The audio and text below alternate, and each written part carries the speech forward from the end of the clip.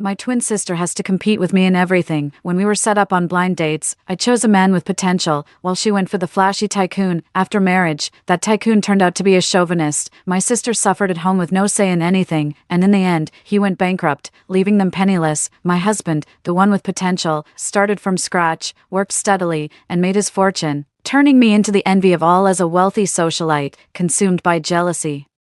My sister killed me at the company's IPO gala. When I opened my eyes again, we were back at our blind date. My sister immediately went for the promising talent, while I headed for the nouveau riche. With a cold expression, he told me he had the final say on everything at home, and that my monthly allowance would be a mere $3 million. I'm absolutely stunned, even if you tip $2 million off the table. You couldn't find another boss like this anywhere. I've had more than my fill of hardship from my past life. 1. Before I could even shake off the dizziness from the blood loss, my sister had already darted like an arrow toward the shy boy in the corner. She laughed maniacally. A harmonious marriage turns hardship into sweetness. All the good days ahead will be mine. After glancing around, I quietly walked over to the nouveau riche guy. This gentleman seems quite fine to me. My sister looked at me with utter disdain. Fine, my foot. He's a chauvinist pig. He's nothing but a pile of stinking money. Funny you should say that. After being dirt poor in my last life, I'm determined to find someone wealthy this time around. As I placed the crush sticker on Zachary's chest, I realized he towered over me by more than a head. Broad shoulders, a narrow waist, and that rugged vibe, exactly my type. My face flushed crimson as I hurried away. He had barely taken 2 steps when an iron grip clamped onto his arm. His face was ice cold. Let's get one thing straight from the start. I'm a bit old-fashioned. I call all the shots at home, and the most I can give you each month is $3 million. I was stunned, looking at the distinct knuckles of the fingers and the clearly defined muscles of the arm holding me. I felt my heart beat a little faster. Sis, you're living the high life with that meal. You're turning down such a rugged, manly guy and all that money, just for some so-called marital bliss and sweet nothings. Little does she know that when poverty comes in the door, love flies out the window. She only sees the enviable parts of my life, not my hands chapped from the winter cold or my skin peeling from the summer sun. She doesn't see me racing my scooter for miles in the rain to secure stock, nor can she fathom the relentless grind of my dawn-to-dusk routine that's gone on for over a decade. Little did she know that even the deepest affection can be worn away by the grind of daily life. Just when you've finally nurtured your fruit tree to bear fruit, someone else will come along to reap the harvest. I've had enough of this miserable life. In this lifetime, I'll make sure you get a taste of this so-called marital bliss. 2. On my very first date with Zachary, he wrinkled his nose in disgust. What you're wearing is so tacky. What kind of outfit is this? I don't like it. Don't ever wear it again. He said it loudly, in a commanding and utterly dismissive tone. Drawing sidelong glances from people around us, I felt pretty uncomfortable. He acted as if he hadn't seen a thing, casually tossing me a card. There's about 300,000 in there. The pin is my birthday. Go buy yourself some decent clothes. And you know what? I suddenly felt a whole lot better. But looking good is such a subjective thing. What I think looks good, he might not agree with. And my opinion doesn't count for anything. It's his opinion that matters. So I had a sudden brainwave and scoured all of his social media accounts. This included, but wasn't limited to, Douyin, Kuaishou, Xiaohongshu, and Weibo. I pieced together the type of person he might like, then played to his tastes. I hired a professional stylist to put together over a dozen outfits tailored to that preference. Not knowing his birthday, I got in touch with the organizers of the matchmaking event. I mustered up the shameless audacity I used to deal with clients at work. Finally got his birthday, and successfully swiped the card. I ran into my sister out shopping with her promising catch just as I was coming back from picking up my clothes. She was hanging off Caden's arm, looking exceptionally cozy with him. Oh my, he's already dictating what you can wear and you're not even married yet. You really are living a stifled life. Not like my darling, he indulges me in everything. I let my embarrassment show on my face, allowing her to revel in her smug satisfaction. Honestly, she's job hunting herself right now. Shouldn't she know you need to wear a uniform for work? Even a job paying $3,000 a month comes with a laundry list of requirements. For my $3 million gig, it's only normal to have a few extra uniforms ready, right? The most important thing for a person is to learn to see things from another's perspective. 3. We got married in no time. As both my sister and I feared that long delays might bring trouble, Zachary's betrothal gifts alone amounted to $88 million, not to mention the countless pieces of gold jewelry. The wedding procession, a fleet of limited edition luxury cars, escorted me to his 2,000 square meter mansion in Kyoto. My sister had it a bit rough in comparison. The wedding cars were rented, the wedding dress was rented, even the marital home was rented. As she was leaving, she grumbled resentfully. What's so great about having money? You'll lose all your dignity in your future life. That's hilarious. As if you'll have any dignity either, going off to work some menial job after you get married. Right after we got married, Zachary asked me to quit my job and settle into being a full-time housewife. My wife doesn't need to work, just focus on keeping the house in order. I expect to come home to a clean house, a hot meal, and a wife who smells nice. You don't need to worry about anything else. I nodded to show I understood. You get what you pay for, it's just part of the job.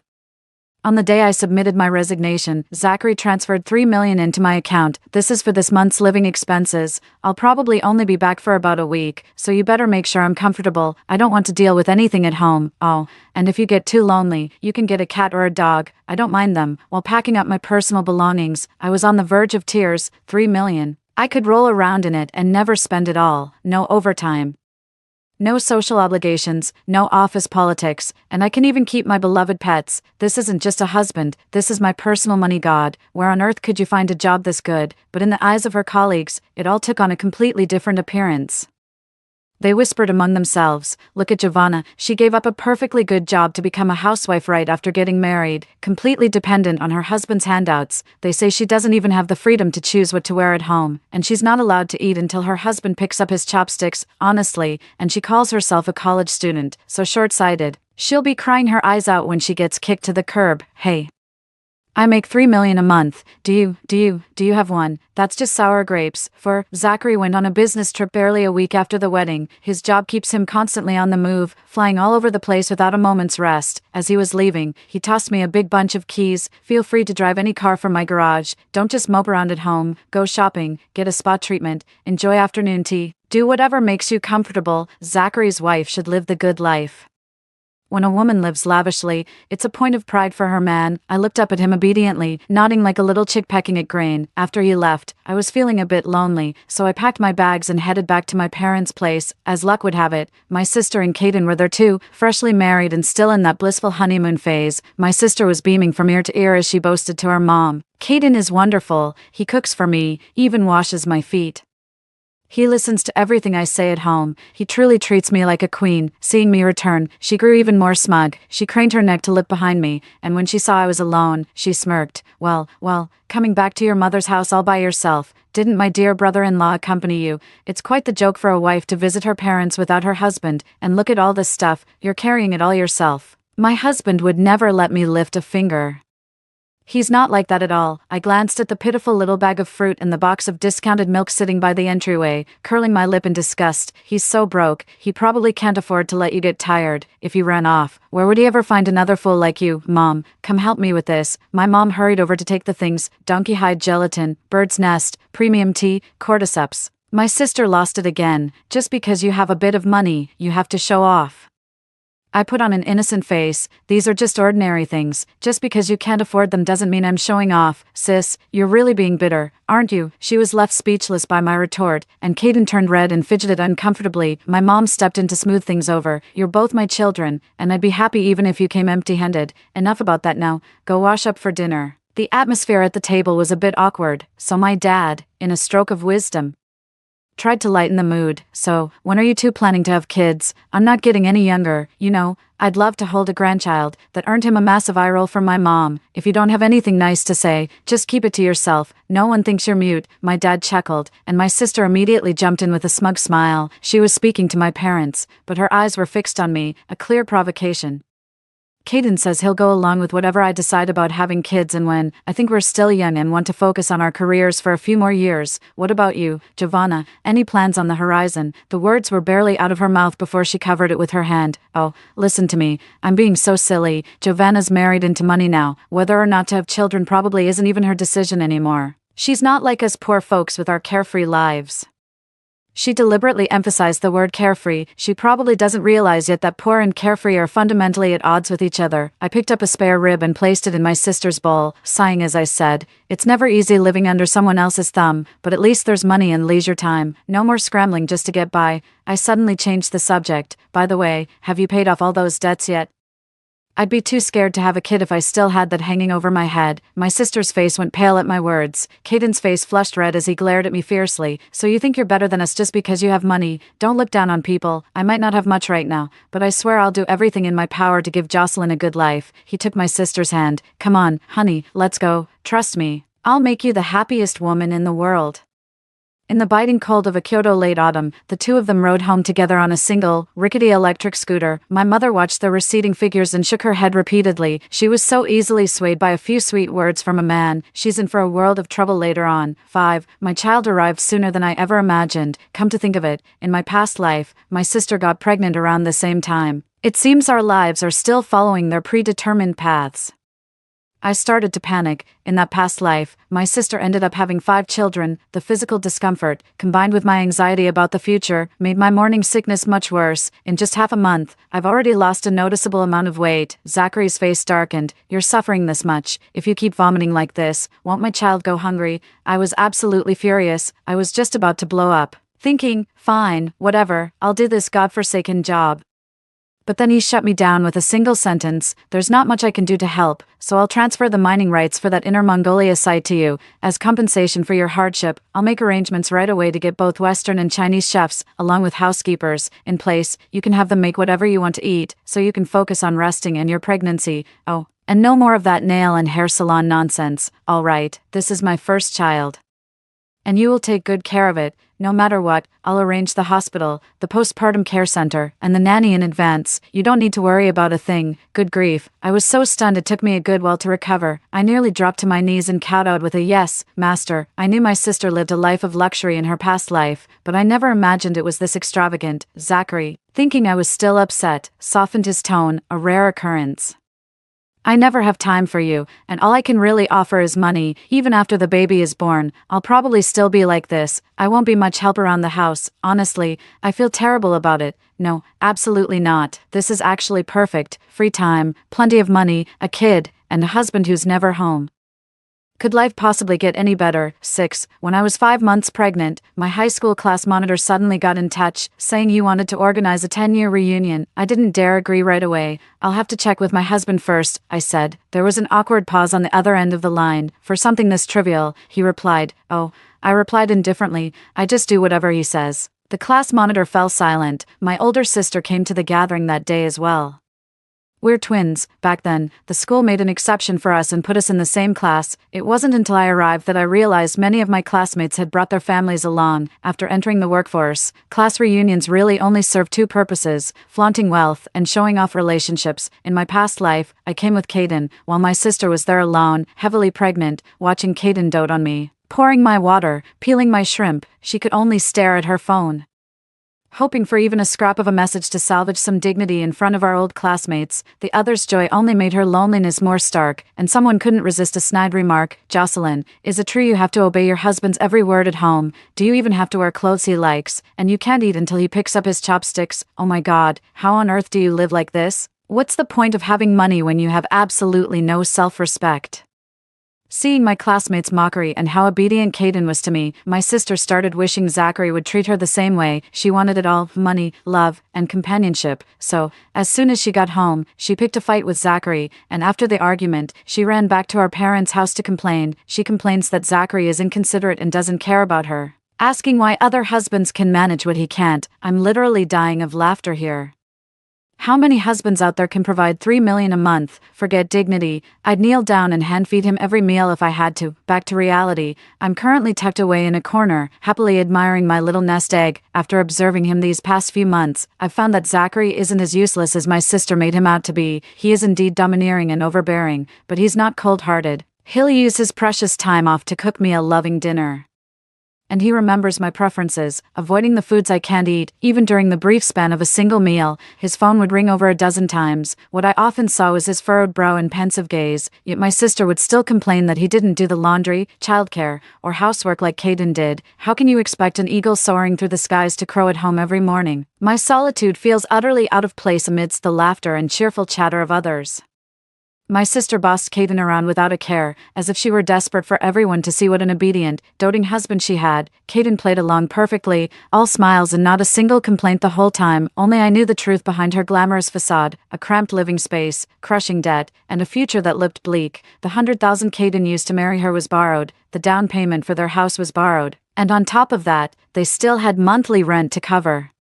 My mom tried several times to talk my sister into getting a divorce, but she was utterly convinced, as if under a spell, that she and Caden would weather the storm and find happiness together. She absolutely refused to leave him. I couldn't help but laugh when I heard that. Isn't that exactly how I was back in the day? The only difference is, I was a hopeless romantic back then, while she's a hopeless dreamer, still clinging to the fantasy of one day becoming the wife of a listed company's CEO.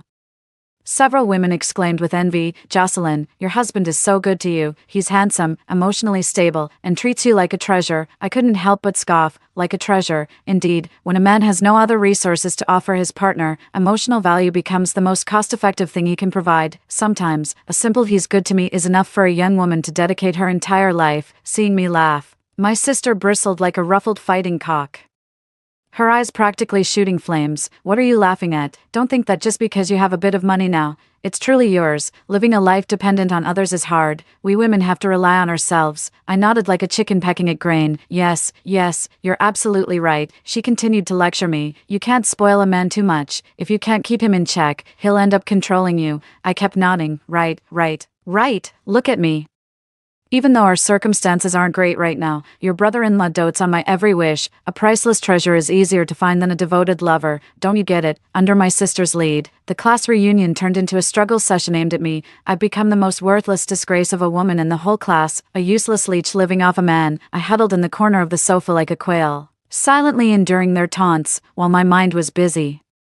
I've scrimped and saved over 10 million these past few months. What should I invest in? Zachary will go bankrupt in 10 years. Before that happens, I need to secure my own future. Suddenly, the voices stopped, a tall figure cast a shadow over me, and the air grew thick with a palpable tension. "What? Are you mute? How can you just take that kind of abuse without fighting back? You're an embarrassment. What are you standing there for? Get yourself home, now." "I'll be back once I've sorted things out here." I stared at the man in front of me, stunned. Without a word of protest, I obediently stood up and walked out, leaving only the rising tide of mocking laughter behind me. 7. The boss is here for an inspection. Everyone look sharp. I'll start assigning tasks. Nanny Wang, go buy the seafood the master likes. Nanny Zhang, hurry to the organic garden and get some freshly picked produce. Nanny Lu, please draw a bath for the master in the thermostatic tub. Set the temperature to 41.5 degrees Celsius and make sure it's ready for him to soak in the moment he returns. After making a single call to arrange everything, I stretched out comfortably in the backseat of the Rolls-Royce. Our driver, Nanny Chen, is a veteran with over 30 years behind the wheel, a self-reliant woman her whole life. She couldn't help but feel a bit indignant on my behalf. Sure, the master earns the money, provides for the household, and handles all the problems, but it's just too much that he expects you to cater to his every whim, no matter how big or small. I gazed out the window at the blur of neon lights and bustling nightlife rushing past inside. At least it's better than a man who expects us both to earn the money,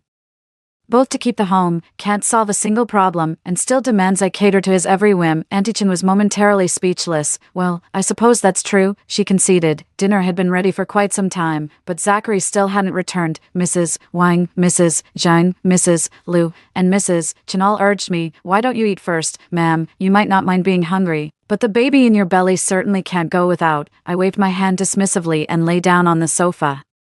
Still fully dressed, might as well treat it like working overtime. It's not like I haven't done that before. By the time he came home, I had already dozed off on the sofa waiting for him, with a delicious meal I'd prepared specially for him still sitting on the table. At the sound of the door, I skipped over joyfully to greet him. "You're finally home." Late at night, a warm meal, a man returning home late, and his pregnant wife who, after a hard day, had dozed off waiting for him.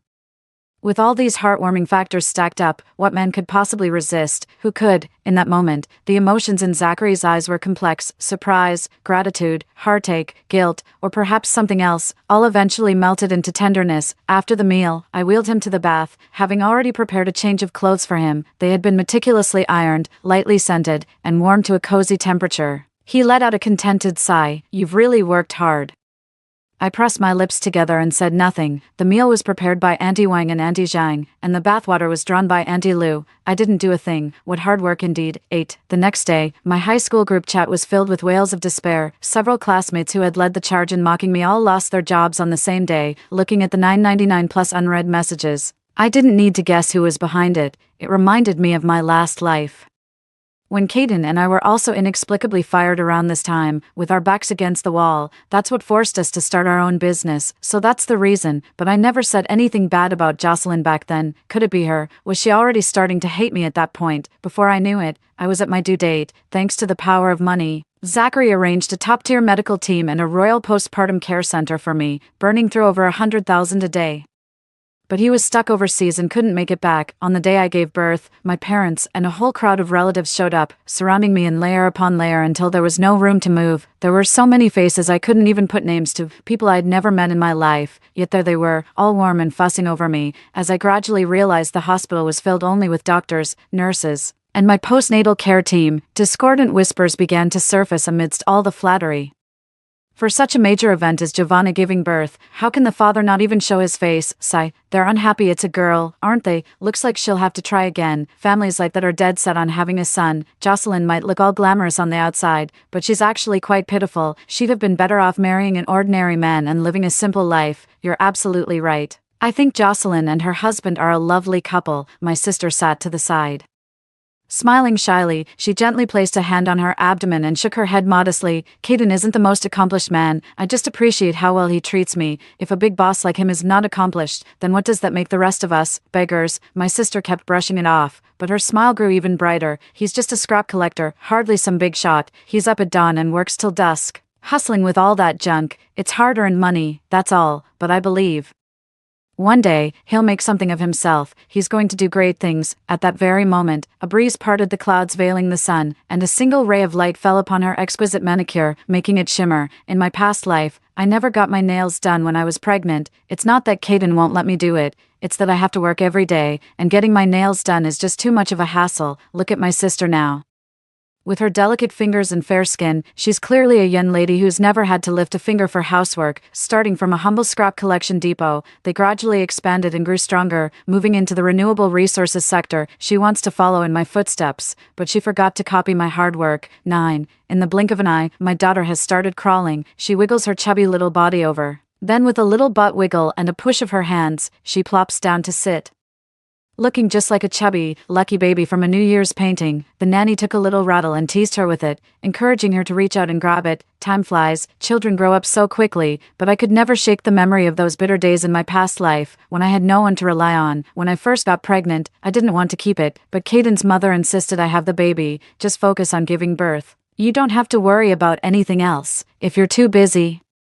I'll take the baby back to my hometown to raise. Caden begged me every day to. In the end, when I found him hiding in the bathroom wiping away tears, my heart finally softened, and that's how I gave birth to my first daughter. When the nurse said it was a girl, his mother left for her hometown without even a glance, and from then on, she never showed any concern for me or our child. I did consider asking my own mother to come help. But how could we possibly fit another person into our tiny one-bedroom rental? On top of that, Caden kept promising he would do his absolute best to take care of things at home, so the idea was eventually dropped. I went through my postpartum recovery alone, and I raised our child by myself. Even though Caden pitches in as soon as he gets home, it's just a drop in the bucket, most of the time. He has to work his fingers to the bone. If he doesn't, we might not have food on the table. The pain of breastfeeding, the exhaustion of sleepless nights, the struggle of trying to soothe the baby who won't sleep, I bore all of that alone. I endured day after day, until finally the baby could sit up and be carried on my back. That's when I started collecting scrap metal with her strapped to me. Those 6 months dragged on so slowly, each day crawling by like the tick of a clock. I counted every single second, looking at how relaxed and content I am now. It's clear that motherhood isn't all suffering, ma'am. Nanny Lou called out to me, holding my phone, and snapped me out of my reverie. Your phone call. Oh, I took the phone and answered it casually. Giovanna, hurry, your sister's going into labor. 10. By the time I got to the hospital, Caden's mom had already thrown in the towel. My mom watched my sister, her heart aching, wiping away tears. All she could do was fret over and over about what they were going to do. Caden, meanwhile, was running around handling everything, big and small. The hallway of the county hospital was dimly lit, with 2 nurses squeezed into a shabby station, chatting idly. That mother-in-law is just awful. Who still favors boys over girls in this day and age? At least the baby's father is a decent man. If the father were unreliable too, I don't see how I could go on. The ward had 3 beds, the other 2 were surrounded by doting grandmothers and mothers, who couldn't stop praising Caden for how tirelessly he was running around. They talk about him as if he's the rarest, most perfect man to ever walk the earth, but he's only doing the most ordinary things that every mother does. Why don't people praise mothers like that? Is it just because he's a man that the bar for being good is set so pathetically low? As an outsider now, I find it utterly ridiculous, but when I was in the thick of it, I was genuinely moved by him too. How could you be so foolish? A sudden, cold laugh cut through my reverie, seeing how good he is to me now. You must be full of regret, aren't you? You must envy me. Just think back to how pitiful you looked when you were giving birth, but no matter how much you regret it, it's useless now. Giovanna, for once in my life, I've finally come out on top. Cough, cough, overcome with emotion, she coughed violently several times, and a dark red stain of blood slowly seeped through the thin blanket covering her. A nurse rushed in and frantically tried to stop the bleeding, shooing me out of the hospital room. The hallway floor had just been mopped, and the ancient, worn limestone tiles gave off a nauseating, fishy stench that made you gag. I honestly have no idea what makes her think she's better than me. 11, time flies, and just like that, 4 or 5 years have passed. Zachary and I get along well. In fact, you could even say we're quite happy together. On the surface, I'm the doting woman who hangs on his every word, but behind the scenes, I'm a powerhouse making multi-million-dollar investments. I effortlessly switch between my two personas, keeping him perfectly content. This is a whole lot easier than my last life, where I had to grind and build everything from scratch. Now, looking at my sister's situation, it's a bit less satisfactory. She can't understand why, after all these years, Caden's career hasn't reached the heights it did when he was with me. She began to complain incessantly, lamenting the unfairness of fate and Caden's lack of effort. The once envied perfect couple also started to argue fiercely, while they were busy complaining and quarreling. I was traveling to primary and secondary schools in a mountainous region with a truckload of sanitary pads, personally delivering these essential supplies to female school administrators. Truth be told, I had my own plans. The principal took the donation list but just stood there, looking past me with an impatient expression. Where are the cameras? The reporters? Hurry up, let's not disrupt the students' class. That's when I realized why they were all lined up so neatly. I said, "There's none of that. This is just a small gesture from me, to help the children live better lives." The principal was stunned for a moment. After snapping out of it, he hurriedly wiped his hands on his shirt before shaking mine with both of his, wearing an awkward smile. "I thought you were just going to take the items back after the photo op again. I'm so sorry. The girls here have it tough. This is wonderful. I'll make sure to keep these items safe and put them to good use." Having traveled far and wide in my past life, I've seen my fair share of things. Donated sanitary pads for girls often never reach them. Instead, they're taken to make insoles for boys' shoes or are simply sold off. Donated clothing, meant as an act of charity, often ends up prioritized for boys, or even winds up in the hands of middle-aged, unmarried men. A fund established to support young girls ended up fulfilling a 20-year-old man's photography dream. Such incidents are far too common. So common it infuriates me. What seems like the most ordinary thing can sometimes become an obstacle that holds a girl back for life. "Are we all set?" I said to my assistant beside me. "All set. Then let's begin." 12. A news story can trend for just a few hours. By the time I got off the plane, Weibo was already a different place. Hashtag Giovanna gives back. Hashtag supporting girls in remote areas. Hashtag Giovanna the unsung hero. Hashtag the internet sleuths are truly formidable. They managed to dig up most of the photos from my charitable donations over the past few years. I was thrust into the spotlight and under intense scrutiny. 13. This was the first time in all our years of marriage that Zachary was waiting for me at home. Our daughter Lyra had just gotten back from kindergarten and was chattering away, telling him all about her day. My sister's shrill voice still seemed to ring in my ears. "Don't get too excited. Zachary hates it when family members draw attention to themselves. He used to scold me just for buying a few Hermes bags. Now you've caused such a big scene. Do you really think he'll let you off easy? I really think you should stay in for a while. I'm afraid you might see something you'd rather not." She called me specifically after seeing the Weibo post to say this. I asked the nanny to take Lyra away, then met Zachary's gaze and forced a thin, brittle smile. "You know everything now, don't you? I'm so sorry for keeping it from you all this time. I really can't keep this under wraps any longer. If I keep hiding it, it's going to start hurting my bottom line. So, I'm taking an unconventional approach and choosing to proactively publicize my charitable work. The charity is genuine, but so are my ulterior motives. These entrepreneurs, they're always so eager to engage in philanthropy. Whether it's sincere or not is another matter, but at the very least, they managed to win both fame and fortune. If he takes it in stride, great, we'll fight side by side from now on. If he doesn't accept it, that's fine too. We might as well burn that bridge. I've made enough money over the years, and I don't have to put up with this job's nonsense anymore. I've made all the necessary preparations. Instead of the expected fury, I lost my balance and fell into a firm, inescapable embrace. The faint scent of tobacco mingled with a man's cool pine cologne invaded my senses. A voice above me let out a soft, wistful sigh. Don't move, just let me hold you for a moment. You really are my lucky star. Marrying you is the best decision I ever made. 14. My sudden popularity sent Zachary Corp's stock soaring 8 points in a single day, with no signs of slowing down. My unintended move ended up multiplying his net worth, just like that. I effortlessly rose to stand shoulder to shoulder with him.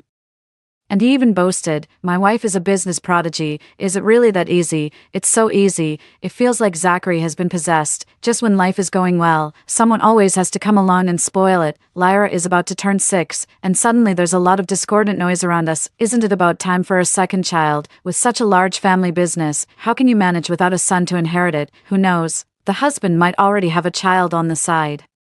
With illegitimate children having equal rights these days, he could grow up, be recognized, and inherit the business. The first wife probably won't have an easy life. Sigh, it's really quite pitiful, not even having a son. I couldn't help but laugh as I read on. Oh, woe is me, between what Zachary has given me over the years and my own investment returns, I'm already a young millionairess with a net worth over 100 million, and my assets are still appreciating and generating income.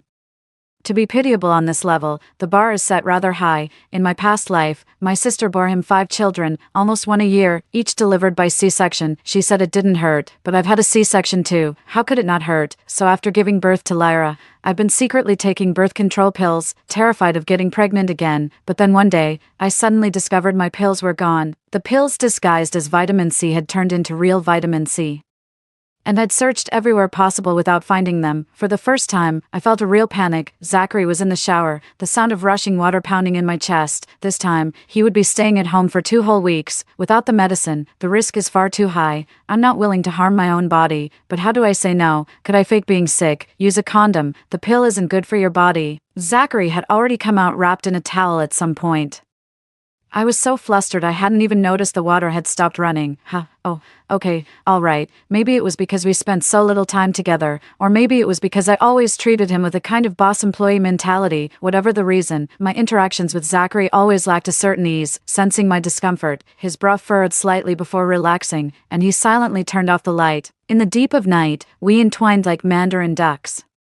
The embroidered quilt a churning sea of crimson, until the storm of passion finally subsided. At the peak of passion, his voice trembled against my earlobe as he whispered, "Why do you always keep me at arm's length? Am I not good enough for you?" For a man of his age and stature, one who commanded such respect in the outside world, he looked utterly forlorn in that moment, like a wounded child. In that instant, it felt like something struck me right in the heart. 15. After that, Zachary shifted his work focus to the Kyoto headquarters and was noticeably home much more often. Faced with my confusion, he responded with a hint of proud affection. "You can never make all the money in the world, but you only get one chance to see your children grow up." But I distinctly heard him mutter to himself, "You have your company, I have mine. If we're both constantly busy and never see each other, it'll damage our marriage. That's absolutely unacceptable." To keep our relationship strong, I occasionally drop by his office with the kids. After all, he still insists on giving me $3 million a month. The staff are used to it by now. No one questions or stops me, and I make my way straight to the door of the CEO's office. A woman's hazy silhouette was cast upon the frosted glass door. "Dad, MMMPH," almost instinctively. I clamped my hand over Lyra's mouth to stifle her cry, then hunched down and pulled her quietly around the corner. "Shoo. Your father has a guest. Let's wait a moment." I said the words, but my sister's warning kept echoing uncontrollably in my mind. "I'd advise you not to go out lately. I'm afraid you might see something you really don't want to see." Is that how it is? Even after all the mental preparation, now that I'm actually here, I still feel a heavy, suffocating ache in my chest. My body seemed to move on its own, urging me to get closer. Just a little closer, to hear what they were saying. I actually heard it. "Isn't it just that you want a wife whose birth chart complements yours? Giovanna and I have the same birth chart. We look the same. If she can bring you good fortune, so can I. Just divorce her and marry me. And I'll tell you a huge secret, one that concerns your very survival." My heart suddenly skipped a beat, feeling a bit stifled and uncomfortable. That was my sister's voice. The last time I saw her was in the hospital, after she'd given birth to another daughter. This time, not even Kaden showed up. My sister had already sensed something was wrong. Her face was deathly pale as she asked me, "What did I do wrong? Why are you acting so differently now? We parted on bad terms last time. I never imagined we'd meet again here, of all places." I pushed the door open without warning, our eyes meeting in a cold, silent standoff. "Sis, when you said there was something I'd hate to see the most, did you mean my own sister trying to steal my man?" Zachary was sitting behind his expansive desk, but he jolted to his feet the moment he saw me. I didn't give him a chance to speak. Security, get her out of here, now. It was only then that people outside the chairman's office began to peek in, utterly shocked by the scene. Oh my god, the boss's wife is a twin. No wonder the one I ran into earlier looked so familiar yet different. I said hello, and she completely ignored me. I thought she seemed off, too. Our boss's wife never has that bitter, resentful look on her face. The security guard was also sweating bullets. Letting unauthorized personnel in would be a dereliction of their duty. Forget it. Just escort her out. For document anti-counterfeiting, choose Xiaohu bot. For finding books, choose Xiaohu robot. Stable, reliable, heavy checkmark. No pitfalls. With a dismissive wave of his hand, Zachary made his sister, who had been stubbornly holding her head high with an air of indifference, suddenly widen her eyes in disbelief. Zachary, don't you want to know what happens to you in the future? I'm the only one who knows your story. She can't help you with anything. She pointed at me agitatedly. I reached out and placed my hand over hers, gently pressing it down. Our hands overlapped, the slender, pale smoothness of mine forming a stark contrast with her rough, cracked skin. It's hard to believe these are the hands of twin sisters. She suddenly lunged at me, hands outstretched to grab my throat. All of this is mine. You stole my life. You lied to me. It's all your fault. All of this is your fault. The security guards, who were already on high alert, sprang into action at the sound. They pinned her down on either side the moment she moved, awaiting my instructions. Should we call the police? Zachary remained perfectly calm, still seeking my opinion. Given that she is my own sister, I shook my head. No, let her go. As they dragged her out, she suddenly burst into laughter. You're finished, Zachary. Ha. I can't wait to see you penniless. 16. The office settled back into quiet, broken only by the occasional murmur of conversation between father and daughter. After a long moment, seeing I had no intention of leaving, Zachary finally spoke up. Do you blame me? I was a bit confused. I married you back then because of your birth chart. Oh, I said, feigning nonchalance. I'm only with you for the money too. We're both just weighing the pros and cons. Pot calling the kettle black. His mouth opened, a thought on the tip of his tongue, but in the end, no words came out. A sudden wave of disappointment washed over me, followed by a nameless irritation that churned restlessly inside, leaving me thoroughly agitated. For goodness sake, what am I getting all sentimental about? It was a transaction, pure and simple. How did I manage to develop feelings just from doing my job for the boss? Office romances are a major taboo and should be avoided at all costs. I kept repeating this warning to myself, over and over in my mind. That very evening, Zachary presented a marital property division agreement. Essentially, it stated that all assets under my name would remain mine, and all assets under his name would also be transferred to me, in the space designated for him. His signature was already in place, complete with a fingerprint seal. I let out a self-deprecating laugh. What a generous boss I am. You knew all along, didn't you? I asked, staring at him. You, who loved children so much. He gave a bitter chuckle and scratched the corner of his eyebrow with a finger. If we're about to go bankrupt, why drag the kids through that suffering, with Lyra?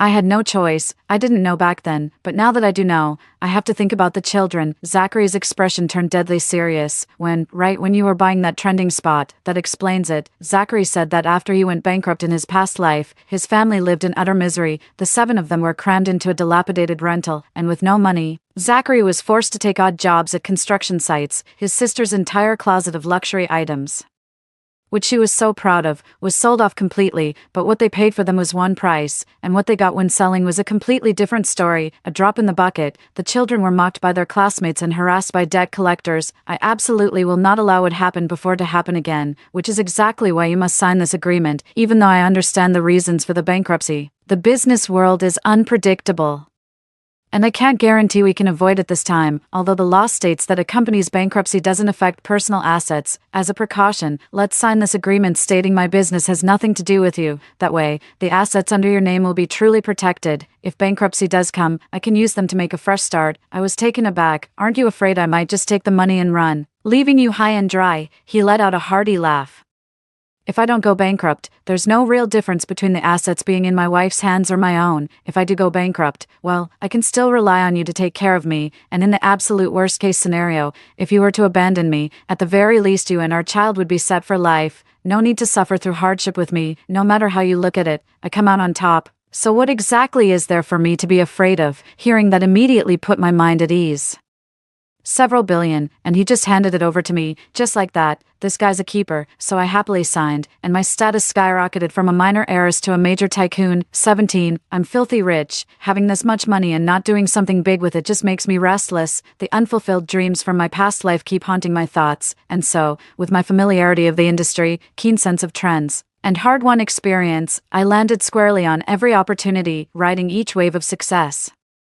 It was like retaking an exam I'd already aced, completely effortless and in the bag. Then it grew, expanded, and expanded even more. In the blink of an eye, several more years passed, and Zachary's business indeed took a nosedive. An industry left behind by the times ultimately has no power to reverse its fate. The once glorious business empire, if not collapsing overnight, was left barely clinging to life, a shadow of its former self. Branch offices are shutting down one after another, and the stock price keeps plummeting. Zachary was so worried his hair was turning gray, yet he couldn't think of any good solutions. Meanwhile, Caden, by venturing into the renewable resources sector early on, is quietly gaining momentum and showing signs of significant growth. His sister finally began to gloat. She's back to frequenting high-end venues and can rattle off every luxury brand under the sun. She's indulging in the most extravagant lifestyle again, dropping thousands on a single meal without batting an eye. Finally, she can once again boldly and unapologetically buy all sorts of random items at Hermes, just to get her hands on that coveted bag. She reveled in everything Caden gave her, then came to flaunt it in front of me with smug satisfaction. See, my life is better than yours now. Finally, there's something you can't top. I wasn't the least bit angry at what she said.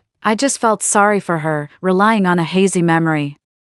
I managed to find the house from my recollection. Sure enough, a woman and a child were living there. Back when I held a significant stake, Caden was already keeping a mistress on the side. Now, faced with a foolish and incompetent sister, how could he possibly stay faithful? 18. My sister didn't invite me to Caden's company's IPO gala. Are you afraid I'd go after her? I'm in no mood for that. With the Rui Guangshares badge pinned to my chest, I strode right into the banquet hall.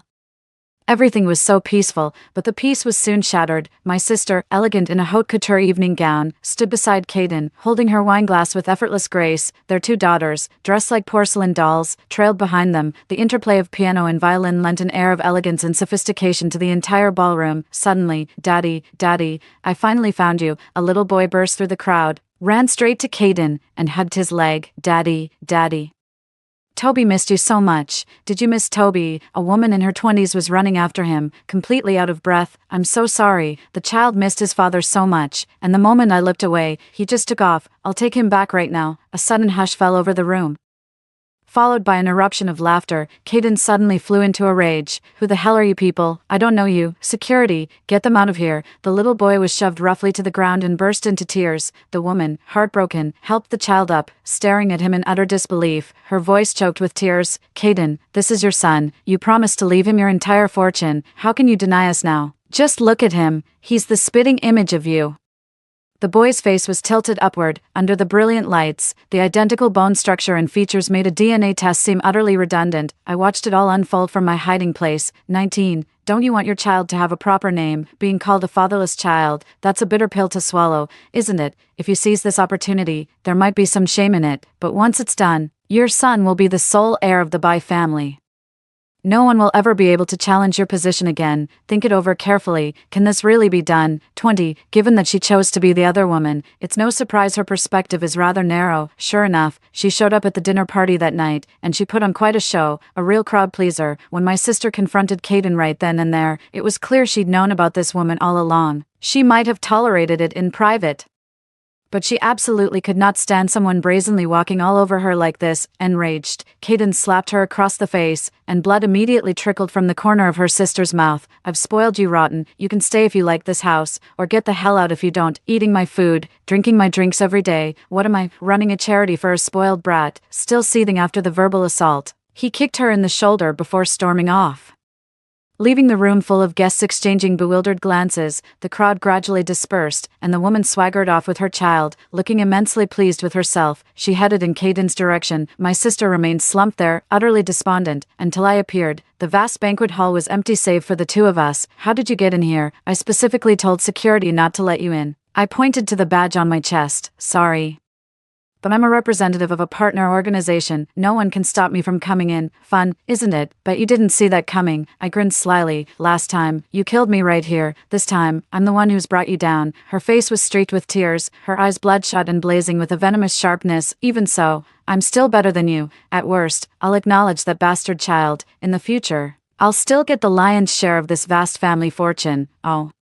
Really? Are you so sure there will even be a vast fortune? You've been cooped up at home for too long. It's made you stupid. If you still don't get it, just take a look at your company's stock price tomorrow. 21. Caden's company had just gone public when it was hit with a major scandal. The very next day, its stock price plummeted straight through its IPO price at the opening bell. Caden was as frantic as an ant on a hot griddle. Yet his wife was still hounding him to deal with his extramarital affair. In a fit of anger, Caden filed for divorce. His wife initially refused, but the sight of the stock price in freefall terrified her. She had seen this scenario before, and she feared being buried under a mountain of debt once again, after the stock hit the lower limit for several consecutive days. Sheer terror and the instinct to flee forced her to sign the divorce papers. Then, soon after, Caden's company was acquired. All the splendor vanished like a dream, leaving nothing but emptiness. After all these years, my sister and I are finally sitting together again. I lost again this time, but you didn't win either. How do you know I didn't win? Zachary is bankrupt. Now you have nothing, just like me. Isn't that right? I shook a finger sternly. No. Just because he's bankrupt doesn't mean I'm left with nothing, I said, handing over a business card. I'm here now. You've seen me before, huh? Her chopsticks clattered to the table. She picked up a new pair but just held them, not making a move to eat. Is this Reglo Holdings? The same Reglo Holdings that acquired our company. I took a sip of wine, leisurely wiped my mouth, and said, indeed, and as it happens, I am the chairman, clatter, My sister dropped the chopsticks she had just picked up. Again, no, it can't be. How is this possible? You're just a woman. Why wouldn't it be possible?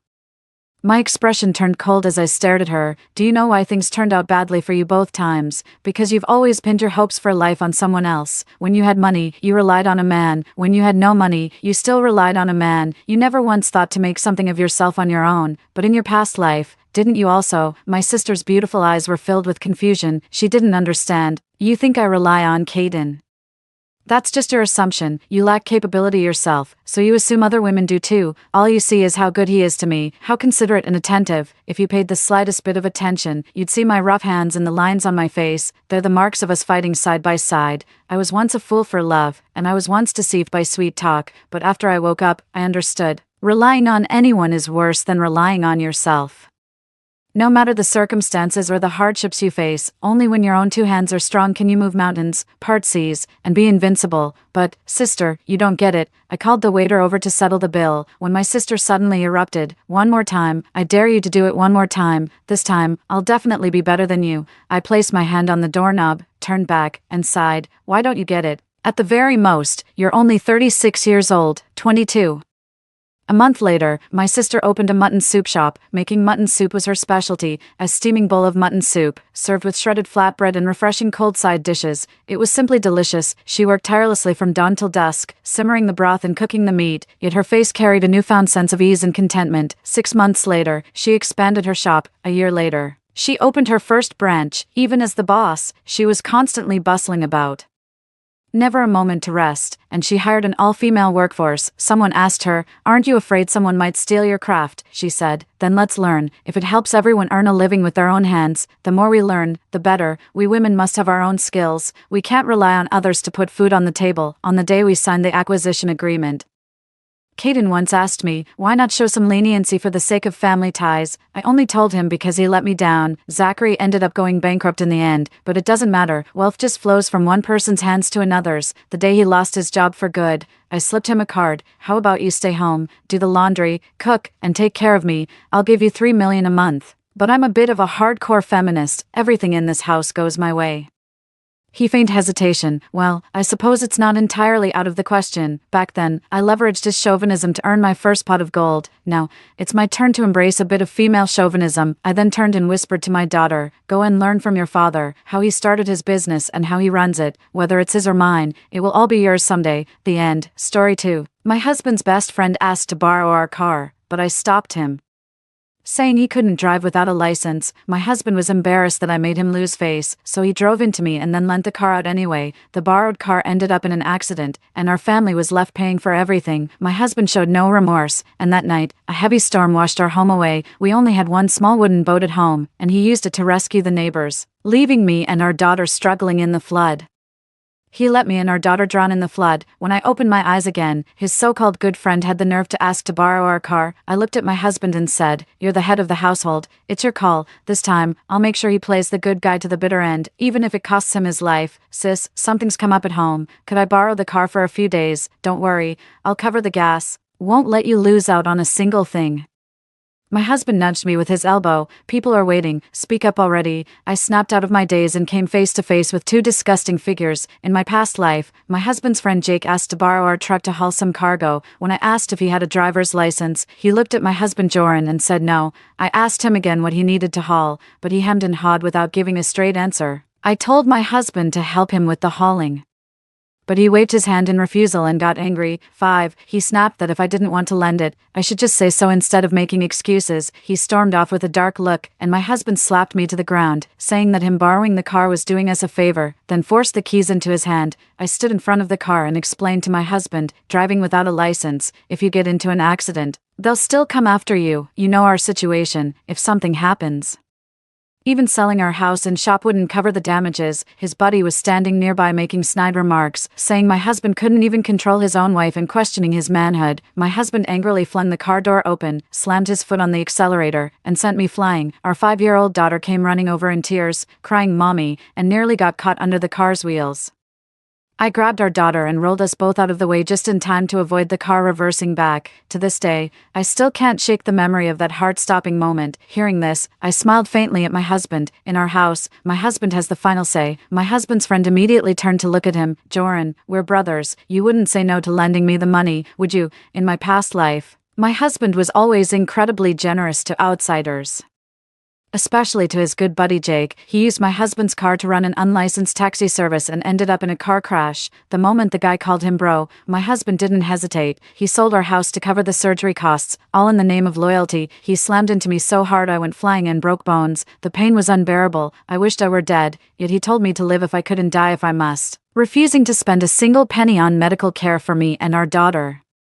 My husband couldn't stand being provoked and immediately agreed. "We're brothers, no need to stand on ceremony. Here, take the car keys, you're a real bro." His buddy laid on the flattery thick, puffing my husband up with pride, completely ignoring the serious consequences, even the risk of a prison sentence. Last time, I tried desperately to warn him, and it landed both me and our daughter in the hospital, and all he said was, "Serves you right." He even blamed me for embarrassing him and had us discharged the very next day despite our severe injuries. My daughter and I were lucky to have survived that ordeal. This time, not only will I not remind him, I'll be even more generous than he is. I took out my phone and handed it to my husband, saying thoughtfully for his sake, "The car's almost out of gas. Can you send me 3000 for fuel?" His buddy chimed in, "Louder now." "Thanks, sis." Then he turned to my husband and said, "Bro, you really married a great woman." My husband wouldn't let me take all the credit. He immediately patted his brother on the shoulder and, more generously than I would have, pointed at the mangosteens in the distance, saying, "Take a few crates back home. The kids all love these. The mangosteens in the store sell for 50 per jean. The wholesale price I get them for is around 20 per jean as well." He was the type to take whatever was offered without question, loading every last one of the mangosteens I just brought back into his car. They were worth at least 4 or 5,000 yuan. My husband huffed and puffed as he helped load them into the vehicle. As the other party drove off, he didn't forget to add, "Come by any time if you need anything." I've been waiting for him to say that. His best friend's whole family is just like him. In the past, he caused an accident while driving my husband's car without a license. His wife and sister came to my husband and just complained about being broke. My husband laid his heart bare to them and voluntarily took full responsibility for the accident. This landed me with millions in debt, forcing us to move back to our old rural house. When the other party became paralyzed, my husband immediately brought them home and dumped the caregiving on me. I ended up meticulously tending to them with lavish meals at every sitting. My daughter and I had to make do with plain steamed buns and boiled water. I complained to my husband that he shouldn't have lent the car, taken on the responsibility, or brought that person into our home. His so-called good friend threw a dramatic fit and smashed the meal I had carefully prepared for him. My husband, concerned about saving face, pinned me to the ground and beat me until I lost control of my bladder and bowels. That night, a torrential downpour struck, washing away the houses. Gritting my teeth and risking my life, I managed to retrieve that battered wooden boat and had just placed my young daughter aboard. My husband, carrying his close friend on his back, then forced me and our daughter off the boat. My daughter and I were tossed about in the floodwaters, ultimately meeting a tragic end together. In this life, I won't stand in his shadow anymore. Let him face the consequences of that car accident on his own. The fruit store hadn't even opened for business. Yet he gave away days' worth of earnings. My daughter and I were so exhausted we had to fill up on plain water. I asked him for money to buy groceries and cook. He gave me a really dirty look and was clearly annoyed. I just gave you $200 the other day, and now you're asking for more. What did you even spend it on? If it were me in my past life, I would have definitely laid it all out for him, expense by expense. No. I just chuckled. Old Zhang's kid had a fever yesterday and borrowed $100 from me. To my surprise, he snorted and said, "Are you stupid?" They ask, "and you just hand it over. Do you even realize what our own situation is like?" So he was well aware of our family's financial struggles, yet in his previous life, he'd rather throw money at strangers than spare a thought for me and our daughter. Before he could finish venting his anger at me, Old Man Arthur from next door came downstairs to buy fruit. He made a beeline straight for my husband. The little one's caught a cold. Joran, any fruits that might help ease the symptoms. My husband's expression shifted in an instant. He showed more concern for someone else's sick child than he ever does for our own daughter. Is it serious? Should I take him to the hospital? Old Man Arthur waved his hand dismissively. The fever's not too high, just 39 degrees. He'll be fine with some rest. My husband jumped up in a panic, hastily scooping a bag full of blueberries into a plastic bag, dragging Uncle Arthur along as he hurried home. His fever's already 39 degrees. I'm taking him to the hospital. The fresh blueberries I bought wholesale this morning haven't even sold a single pound. Gone. Just like that, I followed along and said to my husband, "A child's cold is no small matter. I'm not comfortable with you going alone." My husband shot me a glare. What about the family business? Get back home now.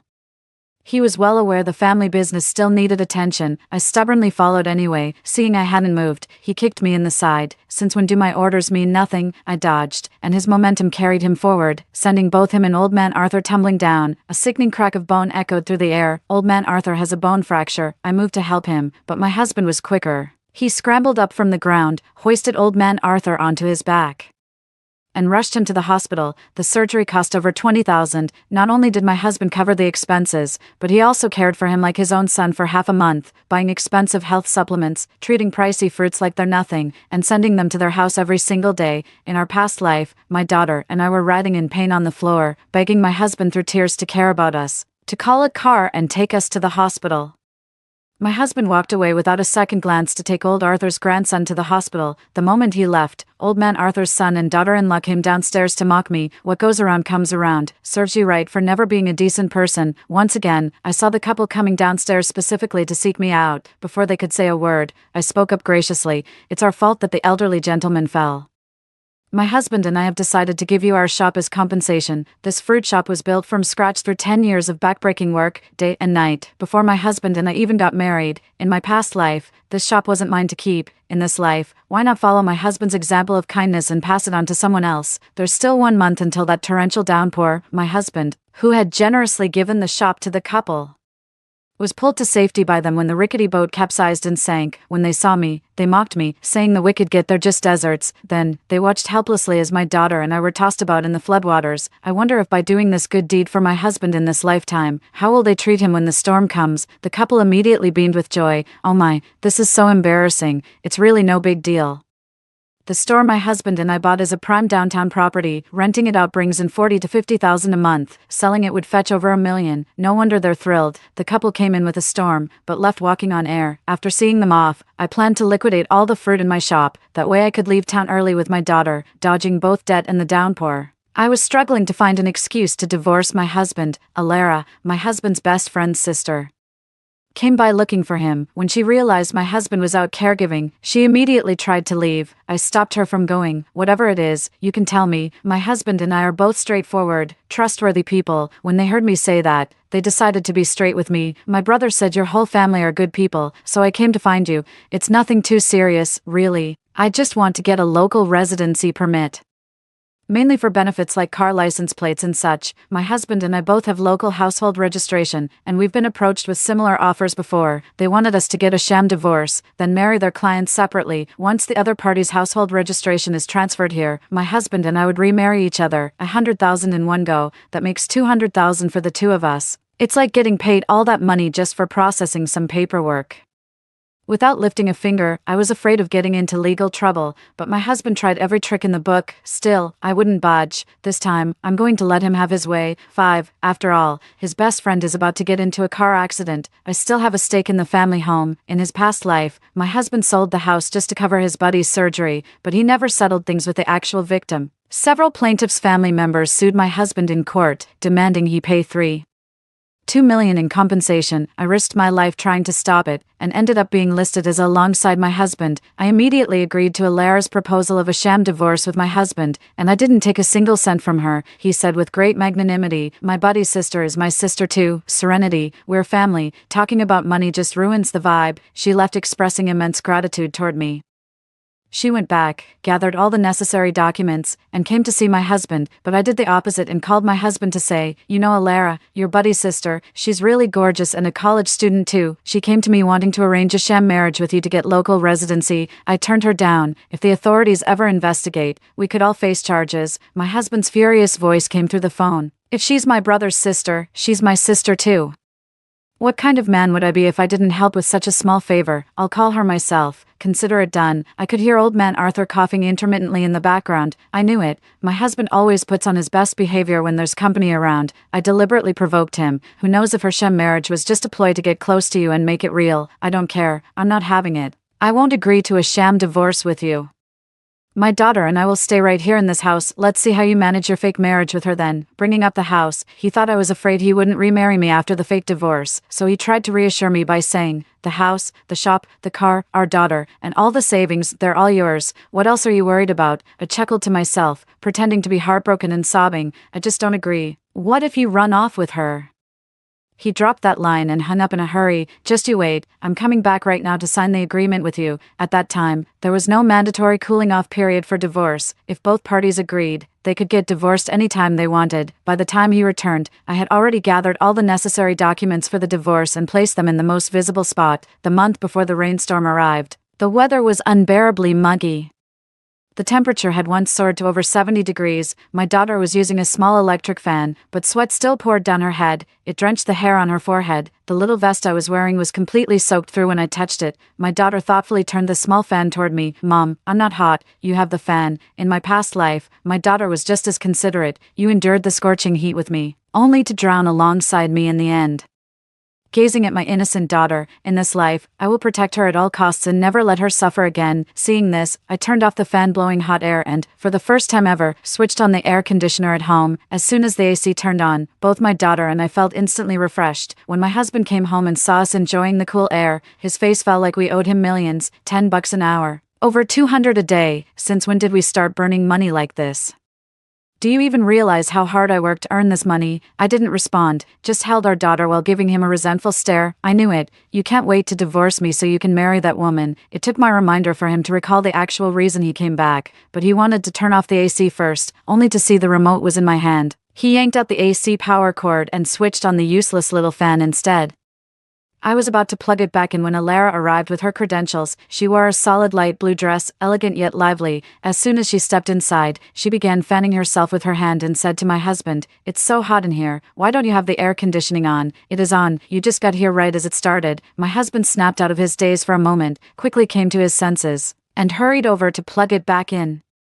He even snatched the remote from my hand and turned the temperature down to 18 degrees. I went to the kitchen myself to pour tea and cut fruit for the guests. Alara saw my husband bustling about and said I was a lucky woman. I knew she was just being polite, but I kept a straight face, said nothing, and took my daughter back to our room, slamming the door shut. Alara immediately grew restless. "What's wrong with sister-in-law? Did I come at a bad time?" Her husband kindly handed over a toothpick and gently pressed her down to sit on the sofa. "It's nothing. She's just having one of her episodes again. Can't stand seeing others happy." Through the crack in the door, I saw the tender, affectionate look in my husband's eyes as he gazed at her. Indeed, scholars carry a natural air of nobility. Standing out from the crowd, next to her, I'm as common as cabbage, seen everywhere. It's only natural my husband is captivated by her grace. Alara wasn't in a hurry to eat. She spread the documents she brought on the table, and her husband immediately knocked on the door asking for the papers. They're already here. Why are you being so difficult? Hurry up and get the documents out so we can get this over with. The slower I moved, the more impatient he became. He grabbed the papers I'd left in the entryway and practically dragged me to the Civil Affairs Bureau to finalize the divorce, like a dog was biting at his heels. He went ahead and divorced me in one fell swoop. It made my heart go completely cold. When it comes to doing things for others' benefit, he doesn't hesitate for a second. I didn't take the car in the settlement, only keeping the house, the shop, and the modest savings of a few $100,000. Plus, I got custody of our daughter. I also added a clause stating that I wouldn't be held liable for any accidents involving the loaned car after the divorce. My husband signed without even looking, scrawling his name with a flourish. Clutching the green booklet, I bit my lip hard to maintain a stern expression while glaring at him. He didn't even glance my way. Proceeding to get his marriage certificate with her, I rushed home to pack my bags, listed the house for sale, and moved with my daughter into an air-conditioned apartment. Right after my husband and Alara got their marriage certificate, her brother was in a car accident. The car, along with 4 or 5 passengers, flipped over and went off the bridge. The reason was that Alara's brother tried to overtake another car, but the driver didn't let him. He swerved aggressively to cut in, only to find a large truck coming straight at him. When the two vehicles met, he was no match for the truck and ended up flipping off the bridge. The news reported 1 injured and 5 dead. My husband, upon hearing the news, immediately called me. Something terrible happened at Alara's house. Sell the house right away and come to the hospital to pay for the surgery. He didn't pay it much mind, hung up the phone, and continued rushing up and down the hospital floors. The deceased's family members blocked the entrance to the hospital, demanding an explanation from Alara's brother. Alara, along with her parents and sister-in-law, pushed her husband out to face them. He's the car owner. If you have any issues, take it up with him. Surprisingly, the husband on the screen showed no sign of annoyance and repeatedly apologized to the deceased's family. 5. He promised to pay every cent of the compensation owed, but he didn't realize that lending out the car which then caused a fatal accident made it a criminal case. He knew the borrower didn't have a valid license, yet still handed over the keys, leading to the crash. He bears primary criminal liability for this car accident, civil liability for damages. Everyone in the comments praised the husband for being a loyal and honorable man. Even after his buddy caused such a major accident with his borrowed car, he didn't cut ties. Now that's a true friend. Many also expressed outrage on his behalf, calling the country's laws unfair. Even lending a car out of kindness ended up causing trouble. I'm never doing good deeds again. I couldn't help but laugh when I saw it. My daughter saw me laughing and gave me a kiss on the cheek. Mom, I love you.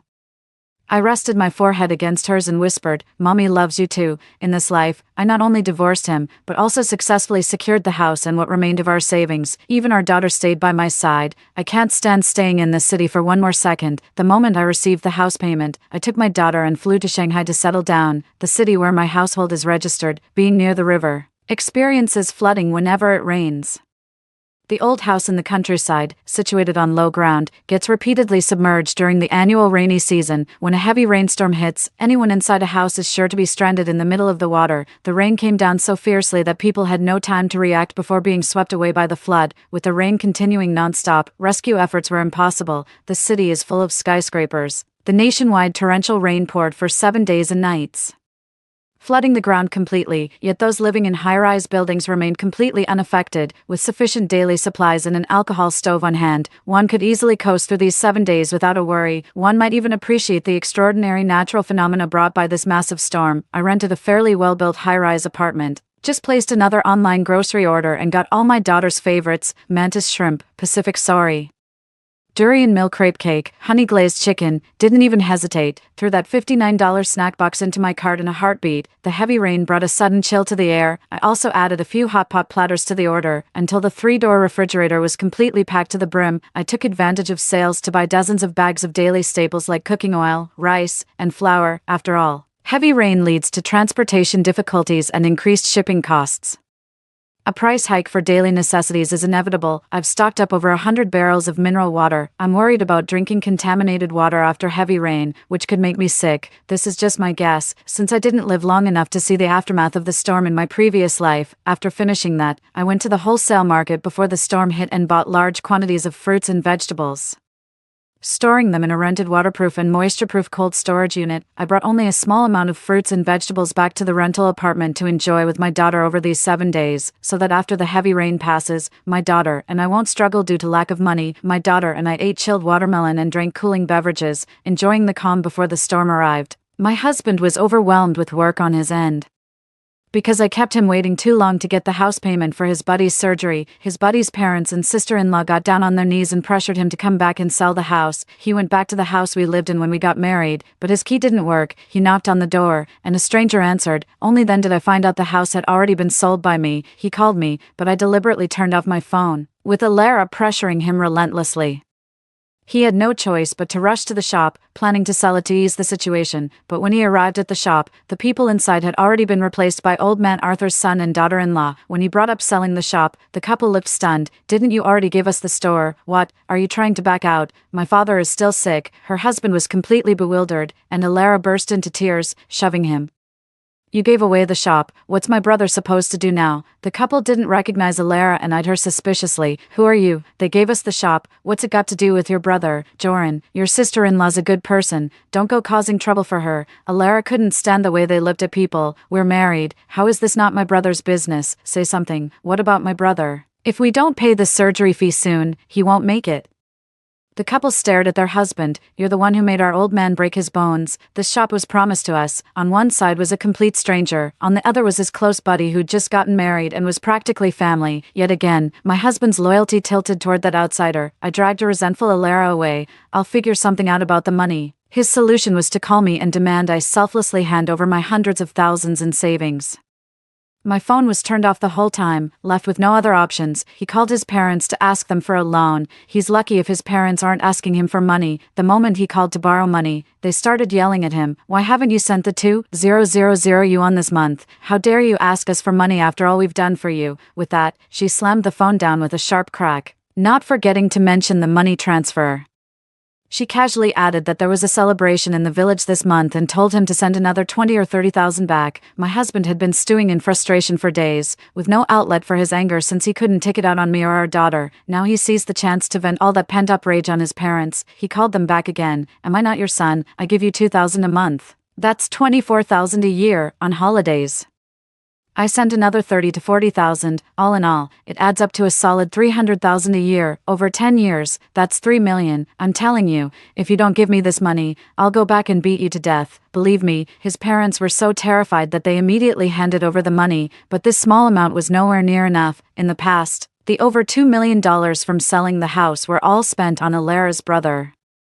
Her parents would rather die than not get the most expensive brace for Alara's brother, even if he doesn't have long to live. They want to give him a fighting chance to hold on till the end. The responsibility of taking care of him falls on me. He'll have to face the hardships of this world on his own. A heavy rainstorm is about to hit. I wonder if he'll save himself or his buddy when I'm not around to help. When my husband was told he was being prosecuted, he was completely stunned.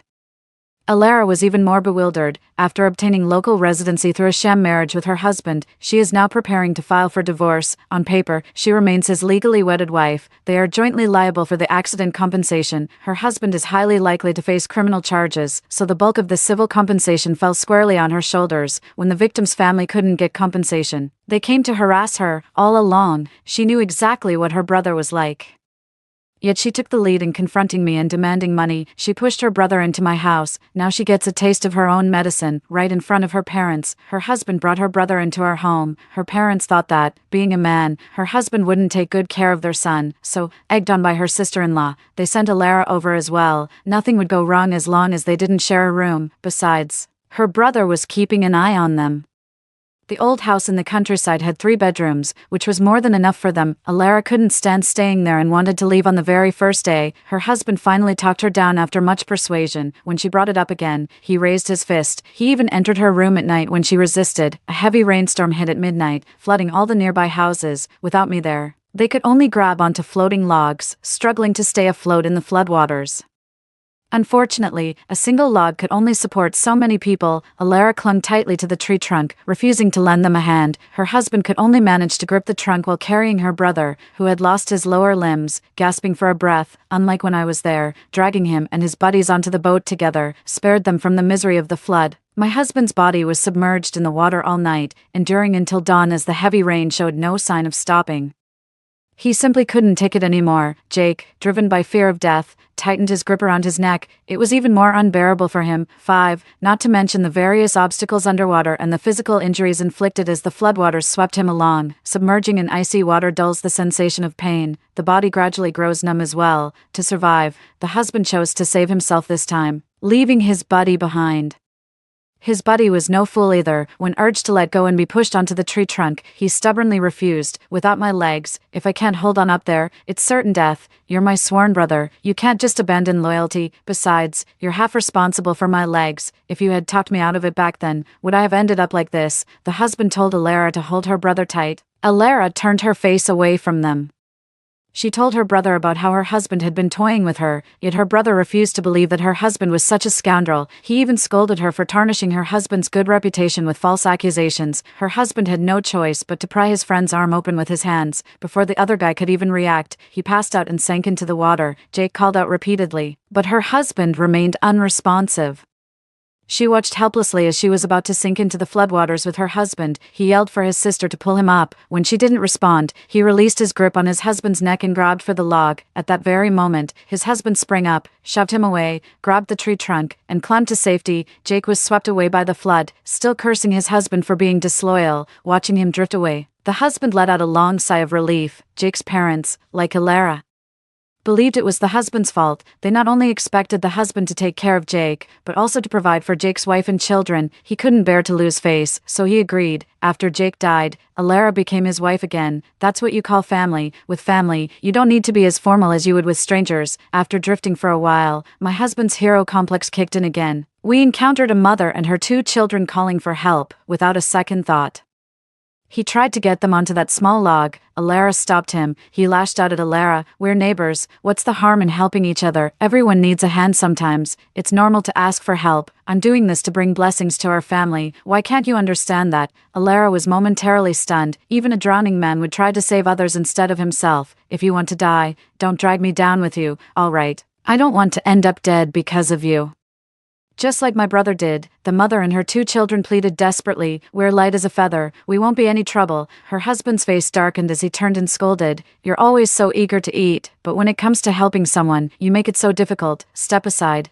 Joran, am determined to be the good Samaritan today. He was strong, but Alara held onto the tree trunk for dear life. Gripping it with all her might, her husband pounded her head relentlessly. The heavy rain blurred her vision. Alara wiped her eyes, unsure whether it was blood or rain clouding her sight. Her husband seized the moment and pushed her into the raging floodwaters. The mother and her 2 children desperately clung to the tree trunk, holding on for dear life. The tree trunk began sinking before their eyes. As 3 pairs of eyes turned and fixed their gaze upon the husband, he consciously slid off the tree trunk, holding onto it while his body remained submerged. Moving forward through the water, ended up receiving 3 nice guy cards from 3 people. The heavy rain showed no sign of stopping. Instead, it intensified. My daughter and I were cooking hot pot, leisurely enjoying the meal. My husband was submerged in the water, dizzy and disoriented, starving to the point of seeing white. He had spent the first half of the night exercising with Alara, draining most of his strength. The latter half was spent escaping the torrential rain, exhausting what little energy he had left. Then he encountered a massive whirlpool in the floodwaters. The mother and her 2 children, fighting for survival, had their weakened husband push them toward a cluster of floating debris ahead. Desperate to stay alive, the husband mustered his last ounce of strength to shove them toward the floating wreckage. They grabbed several pieces of foam board, pieced together a makeshift raft, and finally caught their breath. This was only the first day of the torrential downpour. They thought they could just stay put and wait for rescue. Little did they know, the whole world was being pummeled by torrential rain. The rescuers themselves were in peril. How could they possibly come to their aid in time, starving beyond endurance? Her husband picked up a pear from the water and started devouring it. This particular area happened to have an abundance of pear trees. It was enough to fill your stomach, but it couldn't keep the hunger at bay. My husband, ever the kind soul, overheard someone say they wished they could snag that cake floating in the distance, volunteered to row over and scoop it up for them to eat, encountered several whirlpools along the way, nearly getting sucked in. My husband still refuses to change his ways. firmly believed that good deeds bring good fortune. He even gave up his own foam board for the father and son stranded on a treetop in the distance to sit on. Clutching the treetop, he waited for the storm to pass. Everything edible that had been salvaged from the floodwaters was gone. The downpour continued relentlessly, as if the sky had split open and was pouring water. The water is rising. My husband braved the storm to call me, but in such a downpour, there was no signal. Looking around, all I could see was the endless surge of floodwaters. In my past life, I too was stunned by such a sight and felt profound despair. I begged him, for our daughter's sake, to take her to the city for refuge. Does he now feel the same helplessness I felt back then? Before the next, greater flood arrives, he seized the moment and leaped onto a floating log occupied by small animals. The chickens and ducks did not flee despite being startled. In the face of a flood, all lives are equal. Yet to humans, one's own life matters most, driven by ravenous hunger. The man grabbed a live chicken, wrung its neck, plucked its feathers, and devoured it raw. Meanwhile, the surviving ducks and chickens clung to the floating debris, fighting for their lives. Yet he didn't hoard these desperate creatures solely for himself. When he encountered others with starvation gleaming in their eyes, he generously shared his grim sustenance with them, got rejected with the nice guy card again and again, made it to the third day of the torrential downpour. Eating raw meat will naturally upset your stomach. Many people were doubled over in pain from his excessive generosity. The biting cold from the heavy rain left everyone shivering uncontrollably. Most of those who drifted alongside my husband perished. The survivors, as wives and mothers, confronted my husband. "Did you deliberately give us raw meat, hoping we would die? Are you a murderer?" My husband clasped his hands and pleaded his case. "I honestly had no idea that eating raw meat could kill someone. I ate it too. What else could I do? It's not like I could just starve. People who are absolutely furious don't listen to reason." 5. I think you did that on purpose. The storm killed them, but there's not a shred of evidence. Don't let the murderer get away. They seized the husband and together threw him into the raging floodwaters. The relentless downpour weighed heavily on everyone's hearts. They desperately needed an outlet to vent their emotions, just to survive the immediate catastrophe. My husband is soaking in the flood, still completely clueless. Why do these people change their attitudes in the blink of an eye? They have zero decency as human beings. He's submerged in the flood, desperately reaching out for someone to pull him to safety. He kept insisting to everyone that he wasn't a murderer. Everyone stood by coldly, watching him struggle in the floodwaters.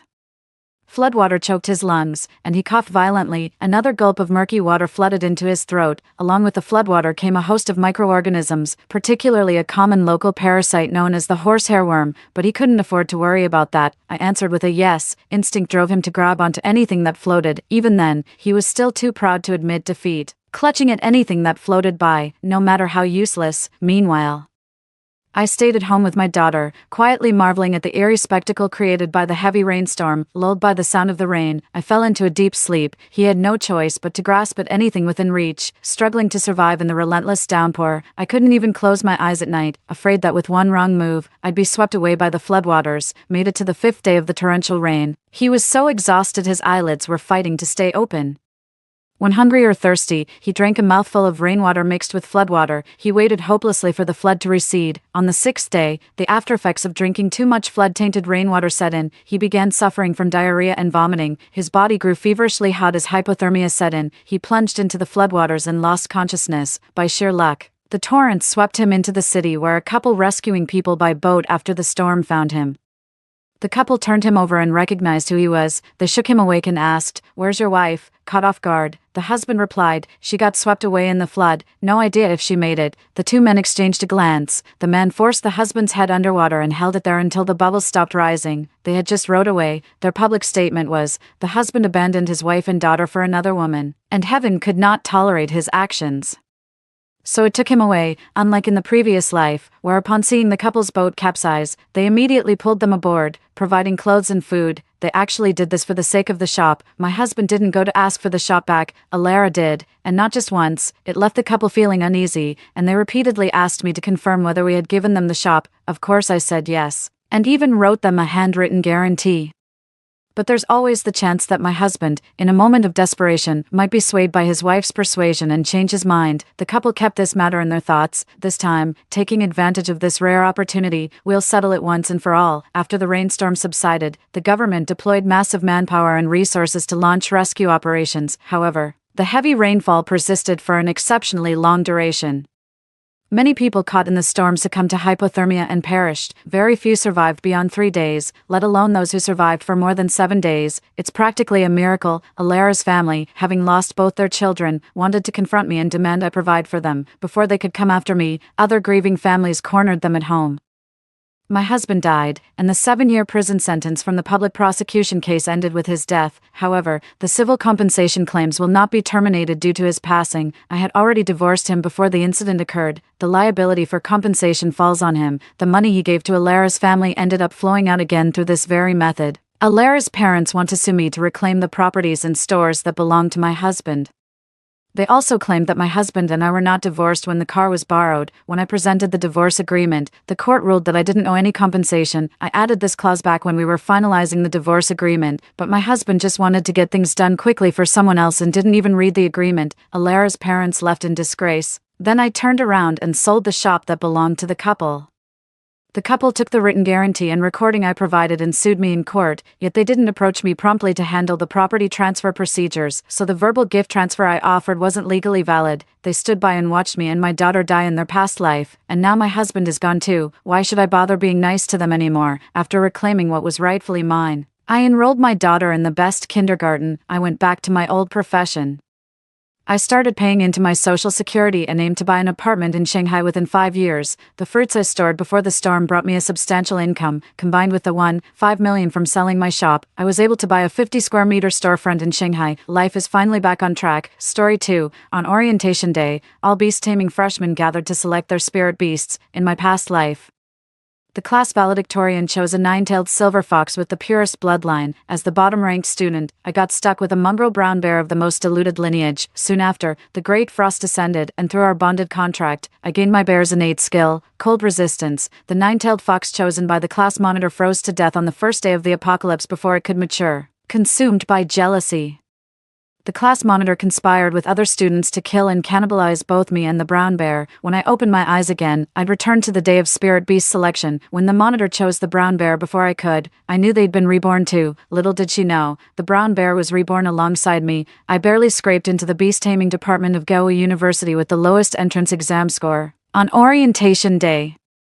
our homeroom teacher brought 30 spirit beast cubs to class for students to choose their lifelong companions based on academic rankings. As the class stunts with rock-bottom grades, I had to wait till last for my pick. When everyone had made their choices, all that remained for me was a brown bear with the most diluted bloodline. Just as I reached to pick up the bear, a girl's voice suddenly shouted, "Wait, Loretta." The top student who'd finished selecting her spirit beast first stood up clutching a snow-white fox kit with nearly translucent fur and rushed toward me. Without explanation, Loretta shoved the white fox into my arms, then snatched up the lone brown bear from the crate as if afraid I'd take it back. "You take the white fox, I'll have the brown bear." The entire class gaped in shock at this exchange. Even the homeroom teacher frowned disapprovingly. 1. Everyone knew this white fox cub had the purest bloodline among the newly arrived spirit beasts, with 80% ancient lineage purity, far superior to some common brown bear with merely 20% bloodline purity. The difference between them is like night and day. No one could understand why Loretta would give up the white fox to choose a brown bear instead. The teacher urged, "Loretta, choosing a spirit companion is no joking matter. It determines your future potential." Quickly swap back with Fiona. Biting her lip with glistening eyes, Loretta declared selflessly, "Fiona needs this white fox more than I do. My grades are excellent. I'll progress quickly with any spirit beast, but Fiona's cultivation talent is average. If she's stuck with such a mixed-blood brown bear, her entire future will be ruined. I insist on exchanging spirit beasts with her." Loretta's words drew thunderous applause from the entire class. Everyone was deeply moved by Loretta's selfless spirit. The homeroom teacher praised Loretta. "Cultivation begins with the purity of one's heart. Your flawless benevolence will carry you far, even if your spirit beast isn't the strongest." Then she frowned at me. "Fiona, what are you waiting for? Hurry up and thank Loretta." I blinked and extended the white fox forward. "No need to trade with me. I actually really like that brown bear." Loretta's eyes flickered with unease as she clutched the brown bear tighter. The way she frowned while hugging the little bear made it seem like I'd bullied her. She spoke softly. "Fiona, you don't need to test me. I genuinely want to trade with you." I wasn't buying her act and insisted, "Really, no need." Before I could finish speaking, something suddenly bit the webbing of my right hand. Looking down, I saw the little white fox had bitten me, with crimson beads of blood welling up from the wound. The fox then extended its tongue, giving my skin tingling little licks. Before I knew it, the white fox had initiated a pact with me on its own. And not just any pact, a blood oath binding our lives together. My classmates stared at me, erupting in mocking jeers. So Fiona wasn't refusing Loretta's offer out of ignorance. She was putting on this whole act, pretending to return the white fox while secretly forming a contract, terrified Loretta might change her mind. Never seen someone try to have their cake and eat it too like this. After forming a contract with the white fox, it drowsily closed its eyes and fell into a deep slumber. Listening to the murmurs around me, my aged face flushed crimson with embarrassment. Little did they know, I genuinely despised this useless white fox in my hands. Forced into a contract by the little white fox, I could only endure the scornful glances from others and return to my seat in bitter resignation. Only I knew this seemingly coveted white fox would become a useless burden in half a month. No, Loretta knew it too. The moment she abandoned the white fox to compete with me for the brown bear, I realized she was reborn, just like me. In our past life, Loretta chose the white fox, leaving me bound to the unwanted brown bear by default. Little did we know, the frigid apocalypse arrived just half a month later. The entire planet plunged into absolute frost at -50 degrees, turning Earth into a giant freezer. The noble-blooded white fox required a longer growth cycle compared to other spirit beasts with mixed lineages. When the frozen apocalypse came, the white fox was still just a milk-dependent little runt, froze to death on the very day the apocalypse arrived. My brown bear, nurtured with meticulous care, has reached adolescence and awakened the shared talent ability. In -50-degree temperatures, it shared its innate skill cold resistance with me. I became the last person who'd fear freezing in this apocalyptic world. I joined the school's supernatural squad on a supply run, during which Loretta repeatedly tried to seduce the brown bear into breaking our contract to become her familiar, only to be rejected each time. Humiliated by constant rejection, Loretta spread rumors that consuming the bear's flesh could grant cold resistance. During another expedition, Loretta conspired with others to slaughter both me and the bear. In this cannibalistic apocalypse, we became mere provisions for their survival. I gazed sorrowfully at the brown bear in Loretta's possession. In my past life, we'd shared an unbreakable bond to comrades who'd trust each other with our lives. Never did I imagine she'd steal him from me in this incarnation. Losing my innate skill cold resistance doesn't bother me much, but my heart aches thinking whether the brown bear gets enough food and warm shelter with Loretta. As I was spacing out while staring at the bear, its beady eyes suddenly met mine. To my surprise, the toy-sized cub deliberately winked at me twice, not once, not thrice, precisely 2 blinks. My heart swelled with joy. 2 winks had been our secret signal in our past life together. 2 blinks, that's his way of telling me everything's fine. From how I'd tried to keep the brown bear around earlier, he'd realized I was reborn too. Now he's using the same method to show me he's also reliving this life. At this thought, I couldn't help but shoot Loretta a "you're on your own" look. Don't let that dopey brown bear appearance fool you. This one's a full-blown honey-coated menace. My eyes locked intensely with the brown bear's when suddenly, tiny warm lips closed around my fingertip. Looking down, I saw my ridiculously pampered white fox. That gorgeous but utterly useless little troublemaker had woken up. "I'm not useless," a voice rang out, dripping with aristocratic pride yet still carrying the sweet lilt of infancy. "And you, woman, don't you dare look at that dark-skinned freak." I poked the little white fox with my other hand and whispered, "Was that you talking?" The fox gave a haughty sniff and lazily rolled over in my arms. I realized I shouldn't call him a white fox. Young master would be more fitting. "My name's Lionel, woman, though you may call me young master if you prefer." I poked his forehead. "Listen here, you little brat. Who taught you to be such an edgelord?" At the lectern, our homeroom teacher began demonstrating how to draw a contract sigil on the blackboard. Most familiar contracts are initiated by humans. Beastkin are inherently prideful, while their young are relatively docile. Only a rare few will ever propose a contract upon encountering a human they favor. After the briefing, my classmates began attempting to form contracts with their spirit beasts, everyone except me. Who would have believed I'd get forcibly courted by a noble white fox if they hadn't seen it themselves? "Lionel, why did you initiate the contract with me?" Lionel wrinkled his nose. "That woman reeks," I teased. "Loretta's the campus belle. Countless guys are literally chasing her scent." Lionel scoffed. "They're blind. Her soul stinks." "What about me then?" I joked, poking fun at him. The white fox in my arms nuzzled deeper into the crook of my leg, its tone slightly awkward. "Not bad, sweet." Suddenly I understood why Lionel forced that contract on me, like shoving a perfectly good cupcake into a pile of shit. Who wouldn't be terrified? When bored, I'd scratch Lionel under the chin. The Arctic fox's fur felt amazingly soft and thick like a giant cotton candy puff. I alternated between stroking his ears and squishing his belly, but ultimately couldn't resist that irresistibly fluffy, tantalizing tail. Too, they say you should never touch a fox's tail, but he's just a kid, so of course we can't let him off the hook. That fluffy white fox tail was practically begging to be squished by Mom. The moment my hand brushed against his tail, Lionel froze like he'd been shocked, his pale skin flushing pink beneath the snowy fur. "Stop that," woman, you pervert." She looked exactly like a bashful bride who'd been taken advantage of. I blinked and awkwardly withdrew my hand, then I turned the tables. "Kid, get your mind out of the gutter." Lionel's eyes welled up with tears of frustration before he huffily turned away, completely ignoring me. In the classroom, Loretta was the first to complete the contract formation. A flicker of triumph crossed her delicate features as she initiated the pact with the brown bear. The contract formation enveloped the bear, spinning rapidly. Within the formation, the brown bear channeled its spiritual energy and stealthily altered 2 strokes of the magic circle. The formation silently transformed from an equal contract into a master-servant pact. Only now, the brown bear became the master, and Loretta the servant. This was an ancient formation we discovered together in ruins during our training journey. Never imagined the brown bear would now use it to trap Loretta. The brown bear who just sealed the deal with Loretta gave me a triumphant glance. So I stealthily hid my hand under the table and gave him a thumbs up. "That's why you should never cross an honest man, woman, you wicked woman." A petulant voice exploded in my ears. "Oh, there goes my tsunder, a little lordling with his middle schooler arrogance and paper-thin pride. How am I being bad?" I absent-mindedly pinched his squishy cheeks, surprisingly soft despite their lack of flesh. "You touched my tail, then had the nerve to flirt with another man, some sunburnt freak." Lionel's voice grew increasingly plaintive.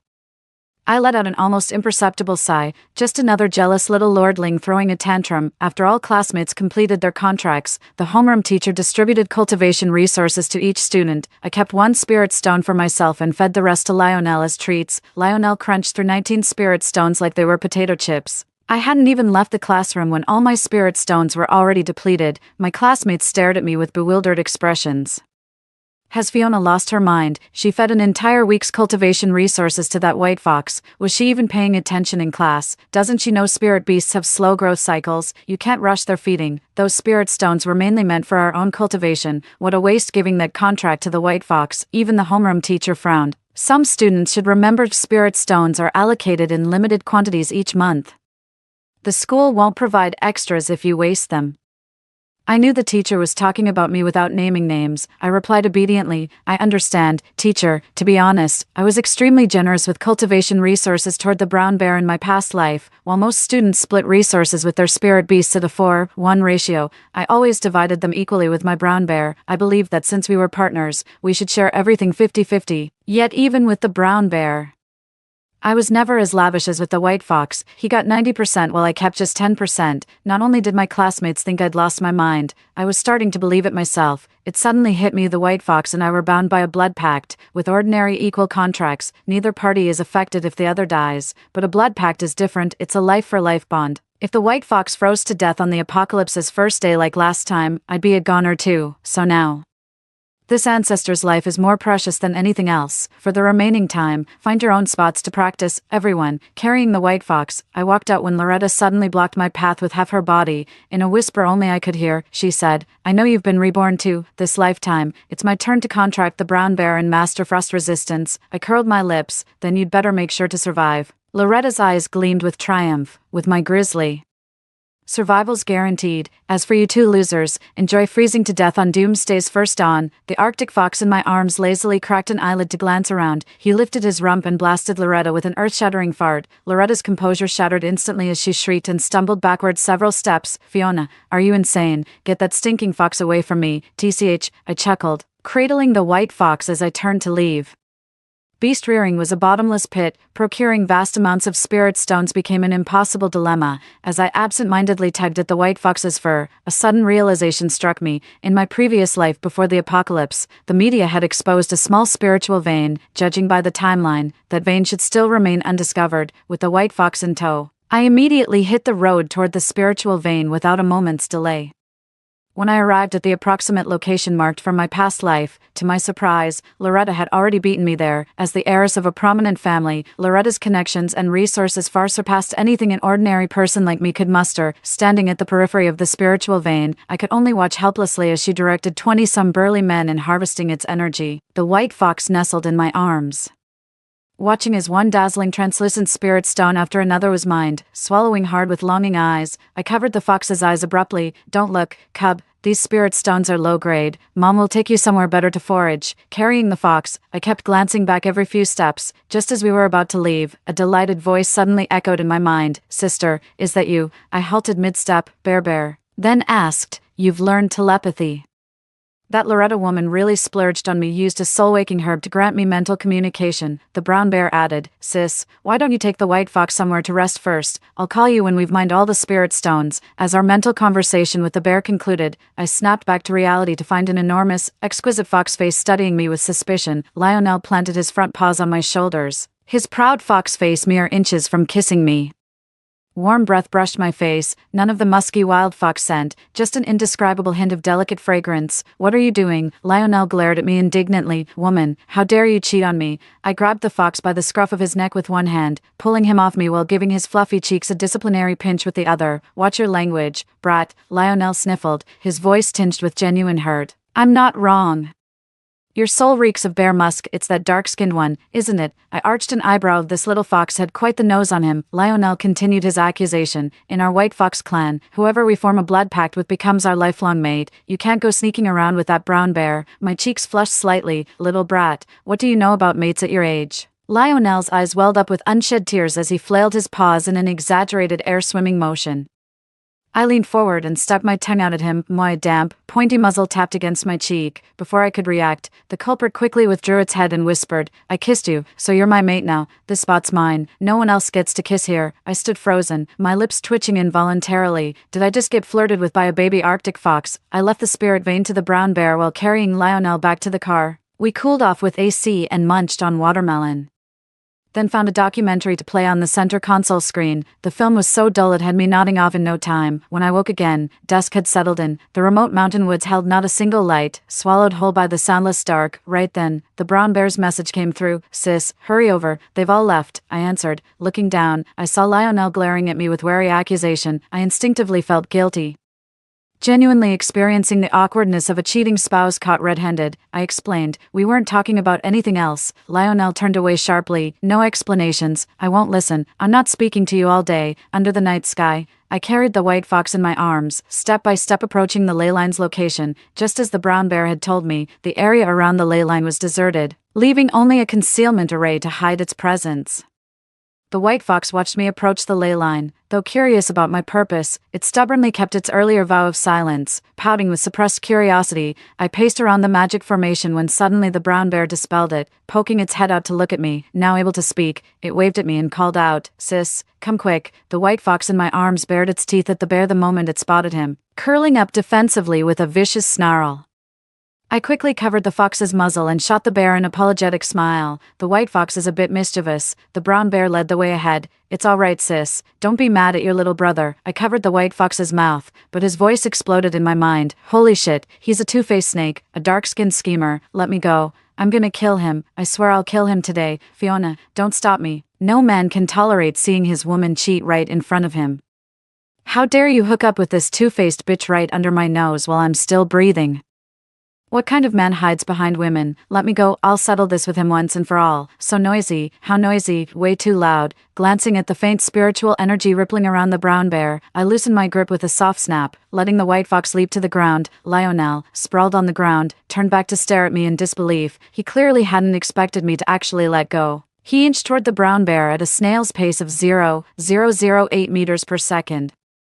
Glancing backward every few steps, on his fourth hesitant look back, he shot me one last uncertain glance. Not even gonna stop me. What if I beat your precious lover to death? 3. I glanced at the spiritual energy radiating from the brown bear. After gorging on spirit stones all afternoon, its power level was easily 50 times greater than the white fox's. At this point, it was anyone's guess who'd kill whom. I smiled playfully at him. Relax, show me your warrior spirit, if you take him down.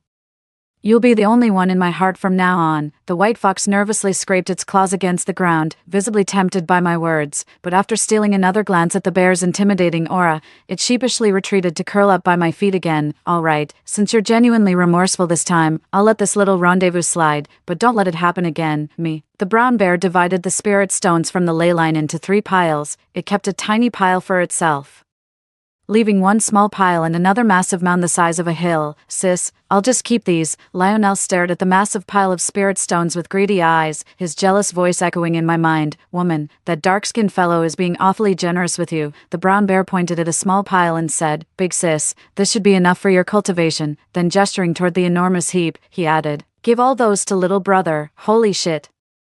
Lionel's dramatic voice rang out again. Woman, that dark-skinned guy isn't into you. I think he's into me. I flicked Lionel's forehead. Is your brain wired for romance? You see flirting everywhere. Lionel still looked defiant, so I murmured, do you still want those spirit stones? He instantly behaved. I looked at the brown bear with concern. I've emptied this place. Will Loretta hurt you? The bear shook its head. Sis. That woman obeys my every word now. The next day, Loretta stared dumbfounded at the depleted spirit vein, stammering, why you used up all these spirit stones. The bear nodded. This puny little spirit vein, barely a snack for me. The brown bear continued, didn't you say I needed to awaken the innate skill frost resistance within 2 weeks? I just tried sensing it, and I think I can feel the barrier to awakening. Hearing this, Loretta's expression softened slightly. But she still couldn't help grumbling about how the bear had devoured the entire spirit vein yet only gained a minuscule amount of spiritual energy. At least you can awaken it, but your bloodline is truly inferior. All that consumption for such a pitiful energy gain. The brown bear scoffed. If you had issues with my lineage, you shouldn't have chosen me in the first place. I never begged to be selected. Now I'm under so much pressure that my innate abilities might not even awaken properly. Loretta knew how invaluable the brown bear's innate skills would become when the polar apocalypse arrived in half a month. Panicking at the thought of the bear's abilities failing to manifest, she blurted, don't stress, that's not what I meant at all. If I cared about bloodlines, I wouldn't have chosen you. Fine, the bear conceded grudgingly, but I'll need spirit stones for cultivation. Have someone deliver more, nothing excessive. Just 10 truckloads will suffice. Loretta gritted her teeth so hard her gums bled. 10 truckloads, the brown bear scoffed. Is that a lot? Get me 10 truckloads, and I might just awaken an advanced talent skill. 10-mile cold resistance, protecting everyone within 10 kilometers from freezing. 10 kilometers, Loretta's eyes gleamed with naked avarice. If the Ice Age apocalypse came, she could make an entire 10-kilometer radius immune to cold. At that point, wouldn't she basically be the Ice Queen of the apocalypse? Loretta gritted her teeth. Fine, just wait, 10 truckloads it is. I'll get them for you. When the apocalypse comes, money is just worthless paper. Though Loretta came from a powerful family, everyone dismissed her warnings about the coming Ice Age apocalypse as a joke. They found it even more ridiculous that she wanted to waste 10 truckloads of spirit stones to awaken a useless frost-resistant trait in some low-bloodline spirit beast, cut off from family support. Loretta had to sell everything she'd ever been given in the family home, cars, all her designer handbags and jewelry. When I saw Loretta at school again, she was wearing the same outdated outfits, eating nothing but plain steamed buns with chili sauce for lunch. It was clear she'd poured every last penny into the brown bear's care, but she'd never know. After selling all her worldly possessions for 10 truckloads of spirit stones, the brown bear kept only a tiny fraction for herself. The remaining 99% all ended up in mine and the white fox's pockets. I only used 1 or 2 spirit stones occasionally to practice cultivation, just so I wouldn't forget how to wield spiritual energy. All the remaining spirit stones I gave to the white fox. The white fox devoured spirit stones at an alarming rate before falling into deep slumber. Any stone placed near him would instantly be drained by a powerful suction force, crumbling into dust. Just the spiritual energy feedback from the white fox's cultivation had already made me several times stronger than my previous incarnation. As for Loretta, her current spiritual energy couldn't even match the strength of other students in class. For the sake of the brown bear, she didn't use a single spirit stone on herself. The brown bear kept gaslighting her. If I failed to awaken my talents because you skimped on 1 spirit stone, don't say I didn't warn you. Everyone said Loretta was washed up. From the very first day when Loretta bizarrely chose the weakest, least talented brown bear, people thought she'd lost her marbles. Loretta scoffed at the gossip. What do you know? Just wait, you'll see I was right all along. The day before the apocalypse, in the sweltering summer heat, temperatures suddenly plummeted overnight, and snow began falling across the globe. At first, people joked about the June snowfall, saying it must signify some great injustice. But by noon the next day, global temperatures had dropped to -20 degrees Celsius, and unease began creeping in. The weather is so abnormal. Could this be a sign of some impending disaster? The snow keeps falling harder and harder, with no sign of stopping. Fearing potential accidents during the snowstorm, the school has recalled all students to campus.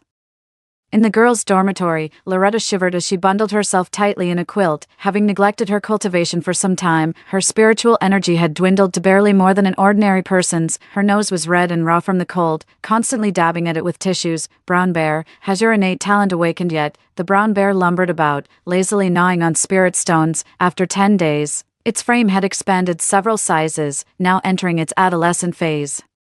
Take it easy, almost there. A growing suspicion crept into Loretta's heart. She probably thought, in her past life she was just a penniless girl. Even if she explored ruins everywhere, the spirit stones she could provide the brown bear would be far fewer than the resources she's supplying in this lifetime. How come the brown bear awakened its talents in the previous life, but seems to be struggling in this one? Brown bear. Are you keeping something from me? The brown bear feigned anger.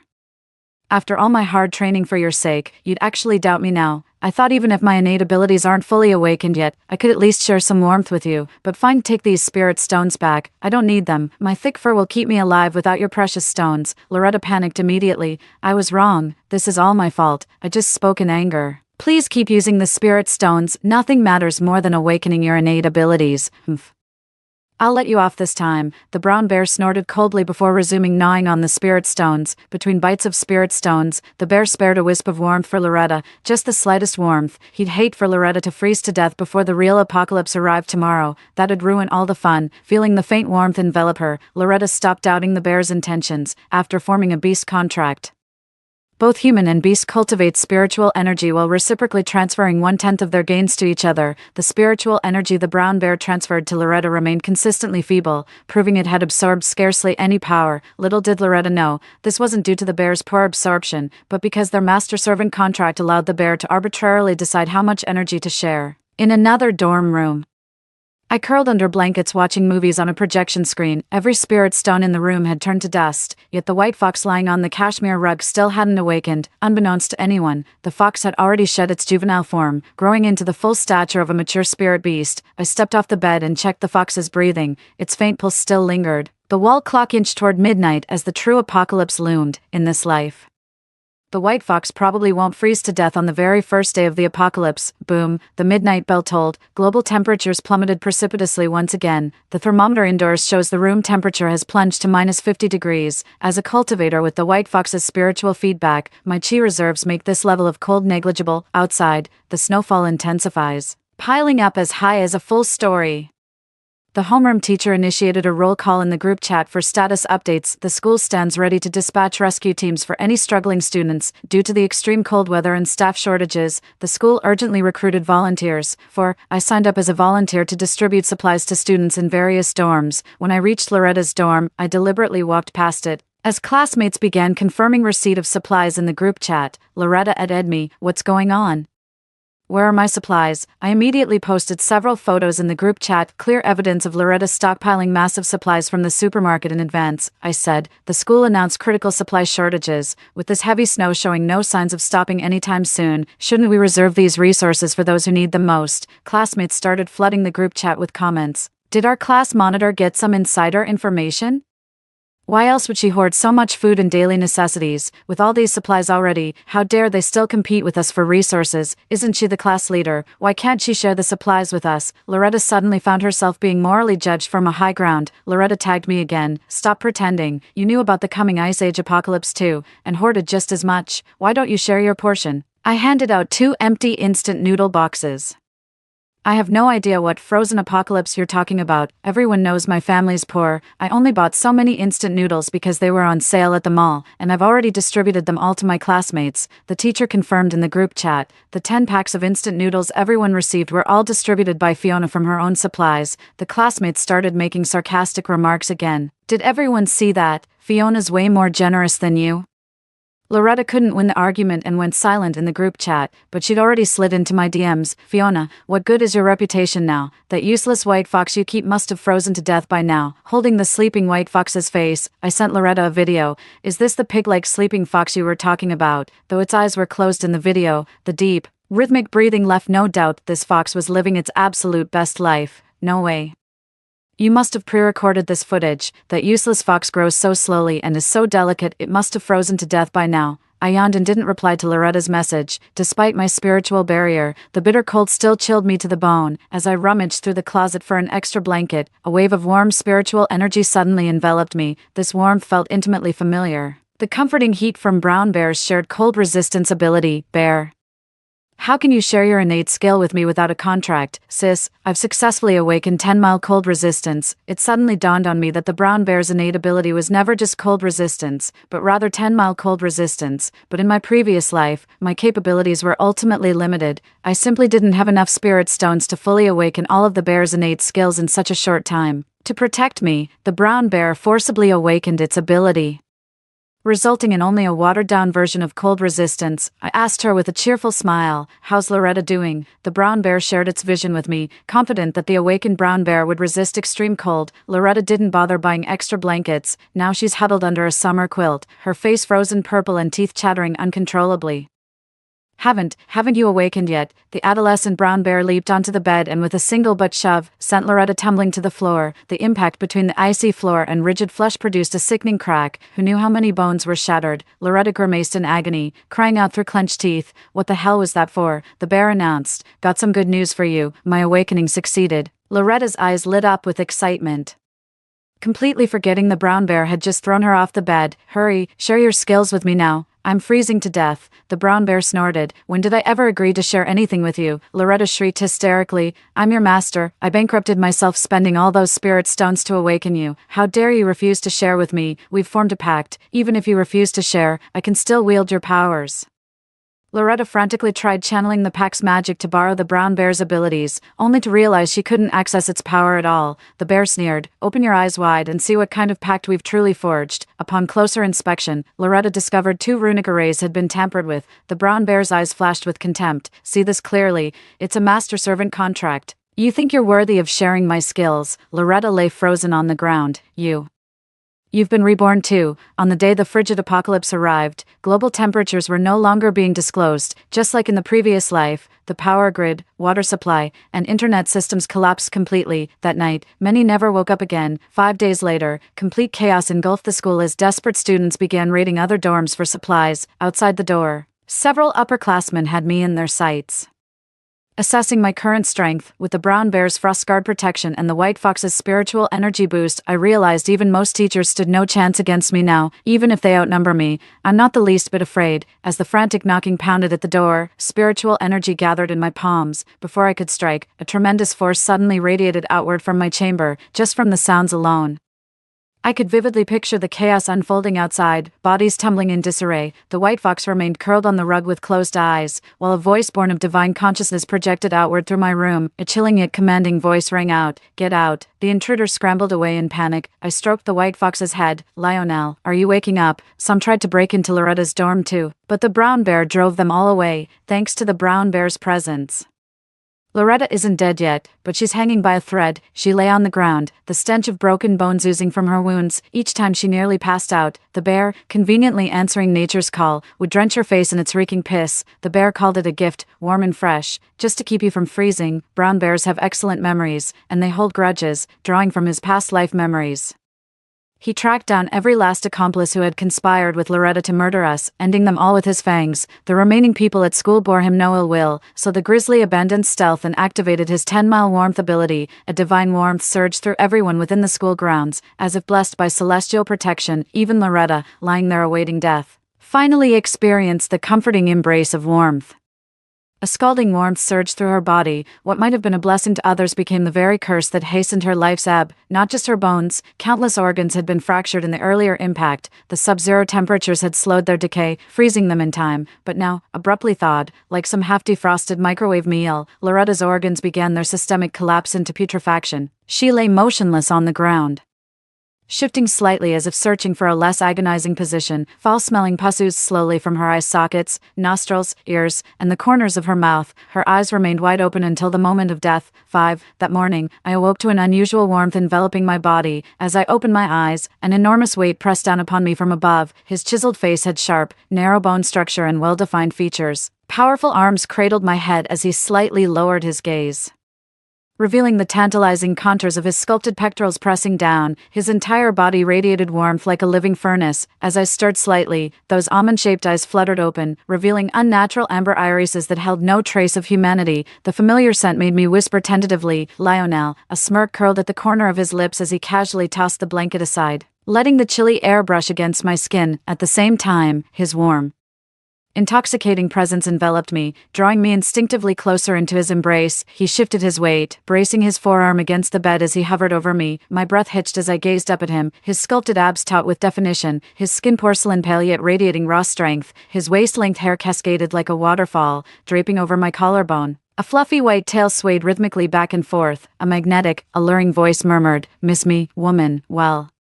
That single word woman confirmed it. This was definitely Lionel. I shot him a glare, finally decided to wake up. Ha, he let out a soft chuckle, featherlight and meltingly sweet to the ears. OMG, his voice is so adorably whiny. "I'm totally obsessed," he stated with certainty. "You are worried about me," I said. "Well, I can't very well wish for your death." He lowered his head and suddenly pecked my lips. "Still got that sharp tongue, woman." I covered my mouth in shock. "Lionel."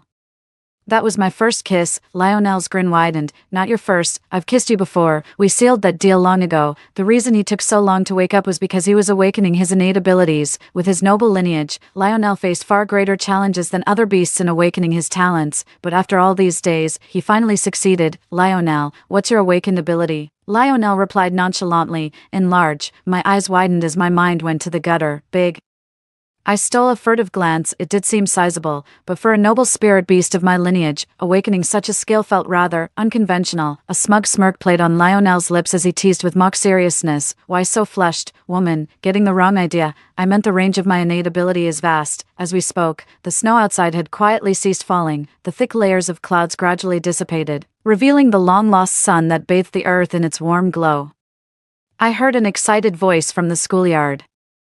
"Look everyone, the sun's out. It doesn't feel as bitterly cold as before, thank goodness. The apocalypse is finally coming to an end." I heard Lionel's voice murmur, "The white fox is an auspicious omen. My awakened innate ability is genesis of all things." Lionel's handsome face pressed against my ear, his warm breath gently caressing my neck, his fluffy tail brushed against my abdomen with playful insistence. Nuzzling like a spoiled pet. "How will you reward me?"